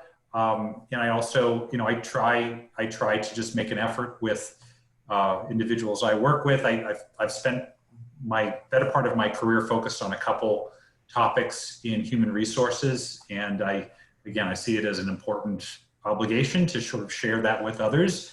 Not that you know, there aren't many new variations on a lot of the things that I was learning back years ago. But I try to do that as well. I try to make sure I can get those opportunities with others that work at the bank. Thank you, Chris.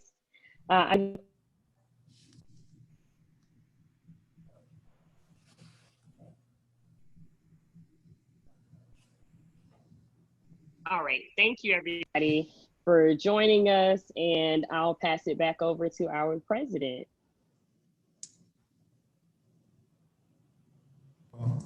Thank you so much, Alexis. I appreciate that. I want to thank our panelists as well for their participation.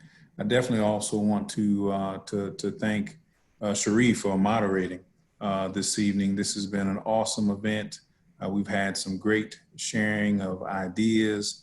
We've had some excellent dialogue around what can be next as it relates to diversity, equity, and inclusion. And we're going to have to continue this conversation, because I couldn't help but laugh when Dr. Goode said, you know, we're not even going to talk about justice. And I actually participated in a talk at work, I guess about a month ago. And the speaker then, that was his whole conversation, was about moving beyond justice. We all have probably seen that graphic where you have the three individuals, one of them is a child, and the fence is there. And so he really was talking about how we actually need to remove that barrier in order to get to a level of justice, as opposed to making it just equity where everyone can see over the fence. We need to remove the barrier, and that's how we get to that next level. And so we'll have time for that for sure. But I did want to take the opportunity to just share a couple more announcements, if you will, lastly. And then I also wanted to share, if I could ask Nicole, I was in the process of typing the activity code in the chat, so it would be available for everyone. So I would ask that someone do that, because this program did qualify for recertification credits. But before we get there, we do have some new partners that we want to recognize. We have actually engaged with the Association for Talent Development. We've actually done a couple programs with them. Most recently, just about a month ago, we talked about agility within the workplace. They offer some great programming for individuals for professionals in the Atlanta business community as well. And we also have partnered earlier this year, another corporate relationship that Alexis was able to help us secure with Valence. And Valence is an online community that's going to globally connect Black professionals together. They are purporting themselves to be the Black Facebook, and that's where they're moving towards, and we're really excited about that relationship. And actually, our new relationship is one that didn't make the slide. I apologize. Was with Workforce Connection. Workforce Connection is actually an online job matching program that we've partnered with that helps to remove unconscious bias and is going to help match individuals. It doesn't require the multiple applications that would be needed with a traditional online job platform. You create a profile one time and then it matches you to posted roles within Workforce Connections. And that is something that was just signed off on this past Monday. And we're going to be moving forward with getting that updated to our website to not only be a resource to our members, but also to our corporate partners when they look to fill their roles as well. With that, I want to thank our members and our volunteers for their engagement, their involvement. These are some pictures from some events that we've had just before things shut down, and we really want to recognize and can't wait till we can go back to those opportunities to give back to our communities. And then next, we want to really piggyback on our conversation that we've had tonight around mentoring. And we posted it a few times in the chat as well, but we are actually launching a mentor program. The chapter is starting in 2021. And so if you're interested in being a mentor, if you're looking to be a mentee, we ask that you reach out. There is a form, a Google form that was posted in the chat, but you can also reach out directly to me at president@NAAAHRatlanta.org, and I can connect you with that program facilitator to get you involved in that program. Again, really excited about what can come out of that. And so we did make mention about the recertification credit. So outside of it being posted in the chat, we want to make sure everyone has an opportunity to take a note of this recertification code for tonight's event. All of this goes back to not only goes back to you being your ability to recertify for HRCI credits for your PHR, your SPHR. But the reason we're able to do this is because of the quality content that we offered here tonight. And so again, I take this as an opportunity to just thank PNC, not only for their corporate sponsorship, but also for their engaging with us, with our members, with our community, to be able to field these questions and have this dialogue. It's been an awesome evening. And again, that's one of the reasons that we were able to present such quality content that then qualifies for recertification credits. All right. And so with that being said, that is all that we have for this evening. We want to thank everyone. We want to see you back here in September. Our September chapter meeting, again, will be on global mobility. And so we're really excited about that content as well. If you're interested in that topic, interested in making a pivot in your career, we look forward to seeing you back in September. So thank you again to all of our participants, our panelists, and we thank you for joining us this evening. And I'm signing off here. Again, my name's Troy Felder, president of NAAAHR Atlanta. And so it's been my pleasure, proud pleasure to be with you this evening. Everyone be safe and thank you so much.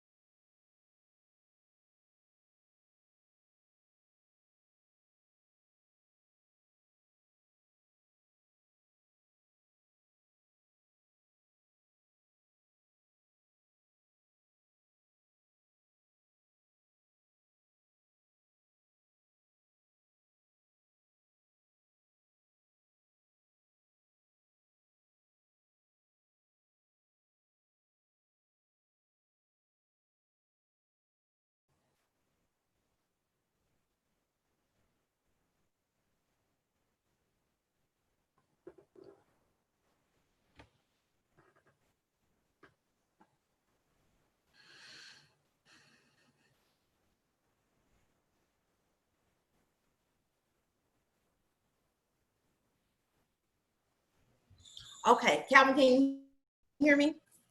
Yes, again. Okay, I'm waiting to see if anybody else will unmute. Okay, Troy's unmuted. All right. And you know, Nicole, you know, you can push people out too if folks are that you don't want in this session. Yeah, I was just about to do that. If you can. iPad is me, so that's me. Okay. Yeah, I just removed the only other one that was in there. All right. Well, it wasn't as bad as it could have been. No, I think it went well. The the breakout session was the only thing for me, and I believe that goes back to the point that was made yesterday by Alexis. Is one thing if we had webinar versus meeting. I don't know. I guess it depends. No, I think what it was is because we had 100 and something people register, and I kept hearing we need to pre-assign rooms. So I pre-assigned rooms, and I think because we didn't have that number, the system said, well, it doesn't align. So it voided it out. Got you. So I think in the future, it's just better not to assign rooms and just let the system randomly push the information, push the people to their rooms, and that be that. You can tell how many people you want in each room, how many rooms you want, and let it create. Let it push the people to rooms. Mm-hmm. Put it on auto. That's what told. Yeah. I think Trip told you that. Mm-hmm. Put it on auto. Let it go. Yeah. I see. So is Eileen still on? I guess she didn't unmute if she is. Yeah, she didn't unmute it. So a couple of things. I don't know. Do we want to do a quick review or do we want to wait till later? I guess I'm good for maybe about a 10-minute debrief. Yeah. Do it while it's fresh. Okay. So I think the PowerPoint presentation could have been a little bit smoother. However, I saw there were some typos. I wasn't able to correct, and some information I didn't want in there. So we definitely need to get that information to whomever is going to be managing that piece the week before, so they have all the time to flesh everything out. Mm-hmm. With the PowerPoint too, I don't know if it was. I guess I'm asking the question. Did you download it? Because I know for me there was a delay when you go to the next slide. No, it was downloaded. It was downloaded. I guess that didn't help then. I guess you're still pushing it through. Yeah, I'm downloaded and hardwired. Gotcha. Yeah. I think with technology, there's always going to be some type of delay. Sometimes things just move smoothly if you're, you got a high power router. I'm in a commercial area or something like that. But, other times there may be a delay when you're in a residential area. The unmute, so there's no ability to unmute everybody. Did you see that, Troy? You have to ask people to unmute? Yeah, so when you unmute someone, they get a notification. And then they have to, it's a pop-up in the middle of the screen saying, hey, you've been unmuted. Do you want to unmute? Right. And so I guess I know that may have played in for some people but I know you set it up to where they were muted upon entry, but then I was trying to go through and unmute all of the panelists and everybody that was going to be speaking. Right. And I know I know for me it was kind of janky on my end. I had to double click it and double click it and double click it, and then it would finally go through. Okay, so it wasn't the unmuting ability wasn't doing what you asked it to do? For the individuals, it wasn't working as quickly as I wanted it to, but it did work. But you said something about unmute all. You can unmute all, but I guess that's not what we talked about. We were going to leave everybody muted except for the participants. Okay, then I only see ask all to unmute because I think I unmuted everybody. I did unmute everyone initially to push them into the breakout rooms, and then I saw that the breakout rooms weren't working, so I had to mute everyone again. So yeah. You're right. Yeah, I know we touched on it yesterday. If we were going to go to breakout rooms, we need to unmute everyone first before putting them in the breakout room. Right. And that's why I had on my runner show, unmute all participants, and then of course that didn't work. Let's see here. So I did not realize that I was not the host. I might have been able to leave and update the meeting. So we need to have a clear understanding of who's hosting and who's co-hosting, so that if there's anything that needs to be done and somebody needs to step out, we know that it doesn't. Because I didn't want to leave the meeting because I was worried it would close the meeting. Right. And then on my iPad, I saw host and co-host. I said, oh, I'm co-host, but I still was unsure about what would happen when I left. Yeah, the intention was for you to be the host. I know I logged in initially as myself under my account, but then it was the meeting hadn't started and it was 5 minutes after 4. And so I logged out and then logged back in as the host so we can get started. Okay. All right. So when that happens, we just need to let that other person know you'll end up being co-host. That way that the other individual, if I know that, then I might be able to play with it a little bit more. The support that we have for Zoom, I don't know if you and Katrina are aware or if it has to do with our pricing tier, but they don't give you immediate support. You can't call them. They have a chat bot that does not answer direct questions. It gives you general answers. And then when you email, maybe they get back to you, maybe they don't. So I don't know if that's something that we can fix or we can afford, or I don't know, but it would be nice to be able to pick up the phone and call them. It is based on the price. I guess I found that out yesterday when I added the large meeting. I don't know that we ended up needing it, but we thought we did yesterday when there was 180 people registered. But we have the package, the highest package in terms of cost, that doesn't require a minimum number of users. So right now we have what's called Pro, and Pro does not come with live or call-in support. You have to use the chat. And I know that's what I did yesterday. And if you ask the right question, you'll get a live person, but you're right, it does start off with a bot. But the next level up requires a minimum of 10 users at $20 a piece.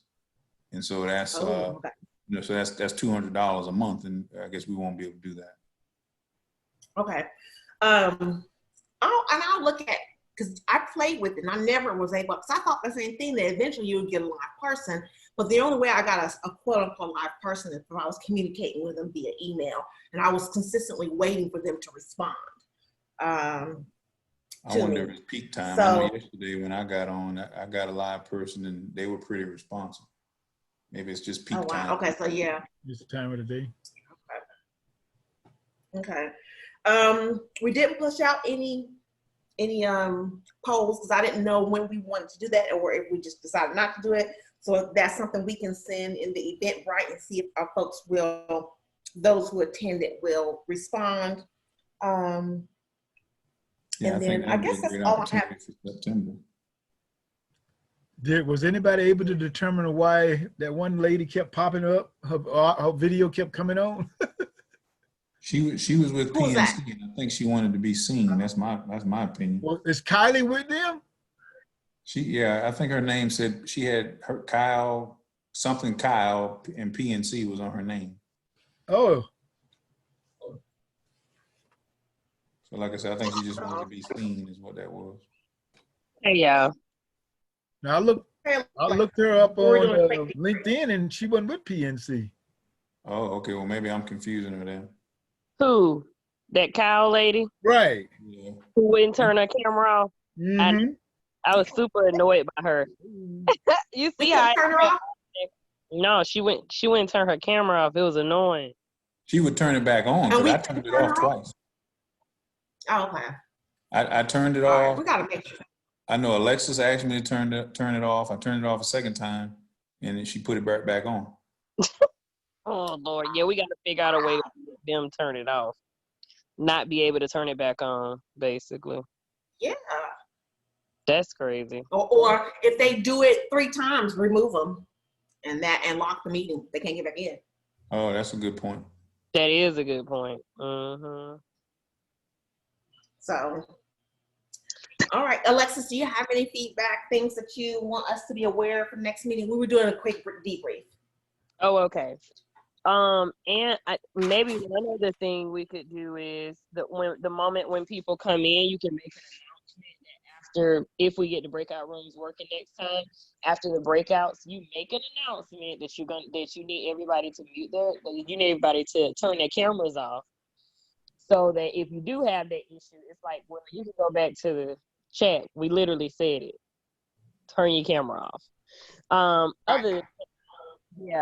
Other than that, I felt like it went really well. Cherie did a great job. Awesome job. She did. I knew she was going to manage this conversation well. I was like, even in spite of our hiccups, kind of getting this narrowed down, she still, all the questions that they didn't want asked still got asked, and they still had to answer them. Yeah. So I was happy about that, because it's the hard questions that people really want to know, that especially their employees who were on here as well. They don't want to hear the fluff. So yeah, so I thought it went very well, very smooth. Even when the breakouts didn't go well, we like snapped back really quick and was like, and somebody took over the chat. I don't know who that was that decided to start the chat thing, which was great. I think it was Tennille. Lauren. Rosalyn? Oh, Tennille? I think it was Tennille. Oh, okay. Yeah. Somebody said, I'll just start the chat, and people just started introducing themselves. Yeah. Okay. Yeah, that was perfect, because people really were talking in that chat. So yeah, so that was just another note I would just say is Nicole, maybe just designate a person at every meeting who they need to directly privately message those questions to, so that you can funnel through them. But that's my only. She can't. That was a good touch, Alexa. I appreciate you posting that comment. Her. And go ahead. You wanted to say something, Carol? I'm sorry. Oh, we can't hear Kalitha. How do you unmute her? Oh. Oh yeah, she said she needs somebody to unmute her. Yeah. Oh, it's back on. I just clicked unmute all. No, I was just going to say. Yeah, try it again. It's still not working. Oh, I see what you're saying, Troy. Okay, here it's not doing it. Got There it. you go. It went. Thank you. I just wanted to point out, we may need to try the automatic, instead of putting people in groups in the breakout rooms, just set up the breakout rooms after the fact and call it a day. Troy. Yeah, we talked about that. Troy, go to the bottom of your screen. Mm-hmm. I'm wondering if, because you were the host, you had the breakout rooms and I didn't. Yes. Yes. Oh yeah, that's correct. I could tell you that. Yeah. Yeah. You have to be the host to manage the breakout rooms. You can't be the co-host. Oh my God! I've been stressing out the whole time. That's the security. That's the security. I actually looked at it during the delay and was like, hey, do I click on this recreate? What's this? So, but I mean, it's not a mystery anymore. But I don't think we lost anything tonight. No. But I'm glad we know did. what was working. But the And other I thing, got like 4 connections. I will admit that I just discovered this though, that I could have made you the co-host. I could have made you the host as well, and I didn't realize that until 2 minutes ago. But that's the only thing I kind of regret. I'm really not. I'm not too hurt about the breakout rooms. Yeah, but I do want to do breakout rooms, and so I just want us to iron it out for September. Okay, I'm okay. Yeah, I would say this too. Also, folks, how we normally push folks into the chat box is like we had that slide about what they was going to do in the breakout sessions. We had another slide kind of telling them what the purpose of the chat box, and please use it and put certain information in there, which I sent a note to following Tennille and Kalitha's note, said, hey, include this information in the chat box there. And also remember to save it. And you can save it by just going to the 3 dots if you don't know it. Oh, that's right. Yeah, you sure can. I forgot about that. Yeah, you can Yeah, save because it. I didn't even know that part. So thank you for putting that in there, Calvin. Yeah, Yeah, I you knew and save so it. forgot. Yep. That's good. I also want to point out that as far as I could see, our max at one time was 69. I think some people were coming in and out, so we may have hit 80, depending on who came in and out. So that's not quite half of how many people signed up. I mean, 69 isn't bad, 80 isn't bad, but yeah, we had almost 200. Yeah, I think it's the time, to be honest with you. I think maybe it's too early. 5:30. Yeah, people are still at work at 4 o'clock, so 4:30. So maybe 5:30. Yeah, so that'd be a good idea to push that out in the Eventbrite questions, so we can get an idea of what's going to be the better time. And I think it's going to be that 5:30 time. Yeah. 5 or 5:30 time. Yeah, you should put 5 o'clock too, not just the 5:30. So maybe 5 o'clock and then a 5:30. But no later than 5:30. Cause I sure won't be logging on nobody video chat to watch nobody do that. Cause my show's coming on. What show's coming on? Look, and it depends on what week it is and what month it is. Way to go, Alexa. Tell it like it is. What show is coming on at 5:30? I know, right? Look, starting at 7 o'clock, like 7:30, 8 o'clock. That's when TV people like to start. Prime time.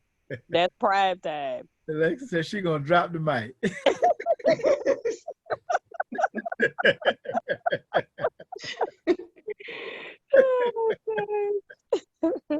Yeah, I think Dr. Goode nailed them pretty good there. Oh, I like oh him. my God. He was so entertaining. Do you hear me? Like when they pulled out them cards, he was like, he really was looking like cards. You might hear about that one. You need some metrics. We are gonna hear about that one. Do you hear me? Anika gonna bring it up. I guarantee you. Yeah. All this talk, boy. Like you said, I guess Cherie boy said you gotta put some action. And Dr. Goode, you gotta use some action, folks. All these last few months, everybody's talking and writing letters. Writing letters. You gotta put some action in this. Like Dr. Goode said, if y'all can't figure it out, call me. That's it.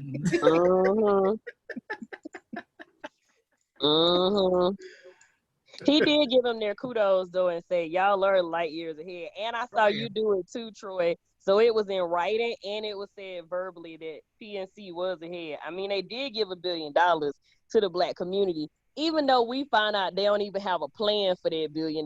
They just gave it and ain't figured out what they're gonna do with it yet and just pledged it. It just gonna start a foundation, let them figure it out. Basically. So yeah, they don't have no plan yet, but they just threw the money out there. So yeah, because I was on there called a couple weeks ago when is it Georgia Pacific? I think Georgia Pacific said they're gonna give a ton of money to the HBCUs, and I'm saying, okay, now where's that kind of who's gonna track that and ensure it gets where it needs to go? Then what's gonna happen with it when it gets there?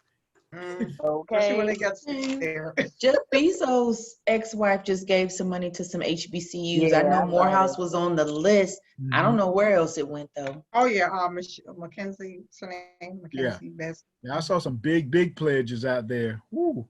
And I should have captured them all and see. Yeah, be interesting. On the list, I was on the mailing list, and all these pledges came through. All this money they donated, and I'm saying, okay, now whose pocket is going to end up in? That's the key. They're gonna feel that's it. They're gonna dust their hands of it. Yeah. Make sure it's not mismanaged. That check. Because $1 billion is a lot to keep up with. Like, who's managing that? Yep. Yeah. All right. Well, I know me. It's been a long day. I think I'm gonna let y'all have it. Nicole, good job, folks. Any other points to make, or anyone any other points to make? I know it was a great event. I thought it went well. Myself and you know, just like I talked about last night, the couple little bugs that we had, I wish I had maybe moved a little quicker on moving on from the breakout room, but we understand now why that didn't manifest, because the host features aren't the same for the co-host. And so we'll get a plan together for September, and I know I need to do a better job. I guess maybe this should be documented, or others should hear me to hold me accountable, because I was supposed to kind of set those ground rules when you're talking about no video, mute your line, we're going to go into the breakout room. I made note of it yesterday, but full disclosure, didn't have it up on my screen and forgot to go back to my notes. And so we'll get there, and I'm looking forward to September. Hey, Troy, maybe you should just add it as a slide too. That way you won't forget, and people can't say they missed it. And yeah, I guess that goes back to Nicole's point about getting the slides early, because I did add it as a slide, but you're right, I don't see it now. But I added it as a slide to the version I sent to her, but I didn't send it till last night. And so maybe not enough time to check and recheck. Yeah. Yeah, we usually try to get our slide deck put together by Tuesday or the latest Wednesday before a Friday meeting. And then we had about 3 sets of eyes to go through it. Yeah, because I as many times as I looked at it, there was a typo that I missed myself. And I did send you my version and not the version that you had too, so that could have been why. I might have deleted your slide, to be honest. And yeah, so we got to work out of the G Suite, you know, out of the cloud, so everybody can make edits and it's automatically saved. All right. Sounds good. Well, I do appreciate everyone's efforts on this one. Great one. Looking forward to September. I sent out an email, Calvin, on a possible moderator, and I think Lauren did as well. So maybe that's something we can work on over, you know, by the middle of next week, to go ahead and lock down who the moderator is going to be for the September meeting. Yeah, I got a call with Eileen as soon as you finish here, and we're going to talk about that. I thought I saw Eileen. Yeah, she was on, and she dropped off, and she called me. Nicole, are you still there, or you need Troy to unmute you? I'm right here. Oh, okay. Are we meeting this Thursday or in 2 Thursdays? What's today? Not tomorrow. Are we meeting next week? Right. I'll send out an invite. All right. Cool. Very good, folks. Good night. Thanks again. Y'all take care. Bye-bye. Bye now.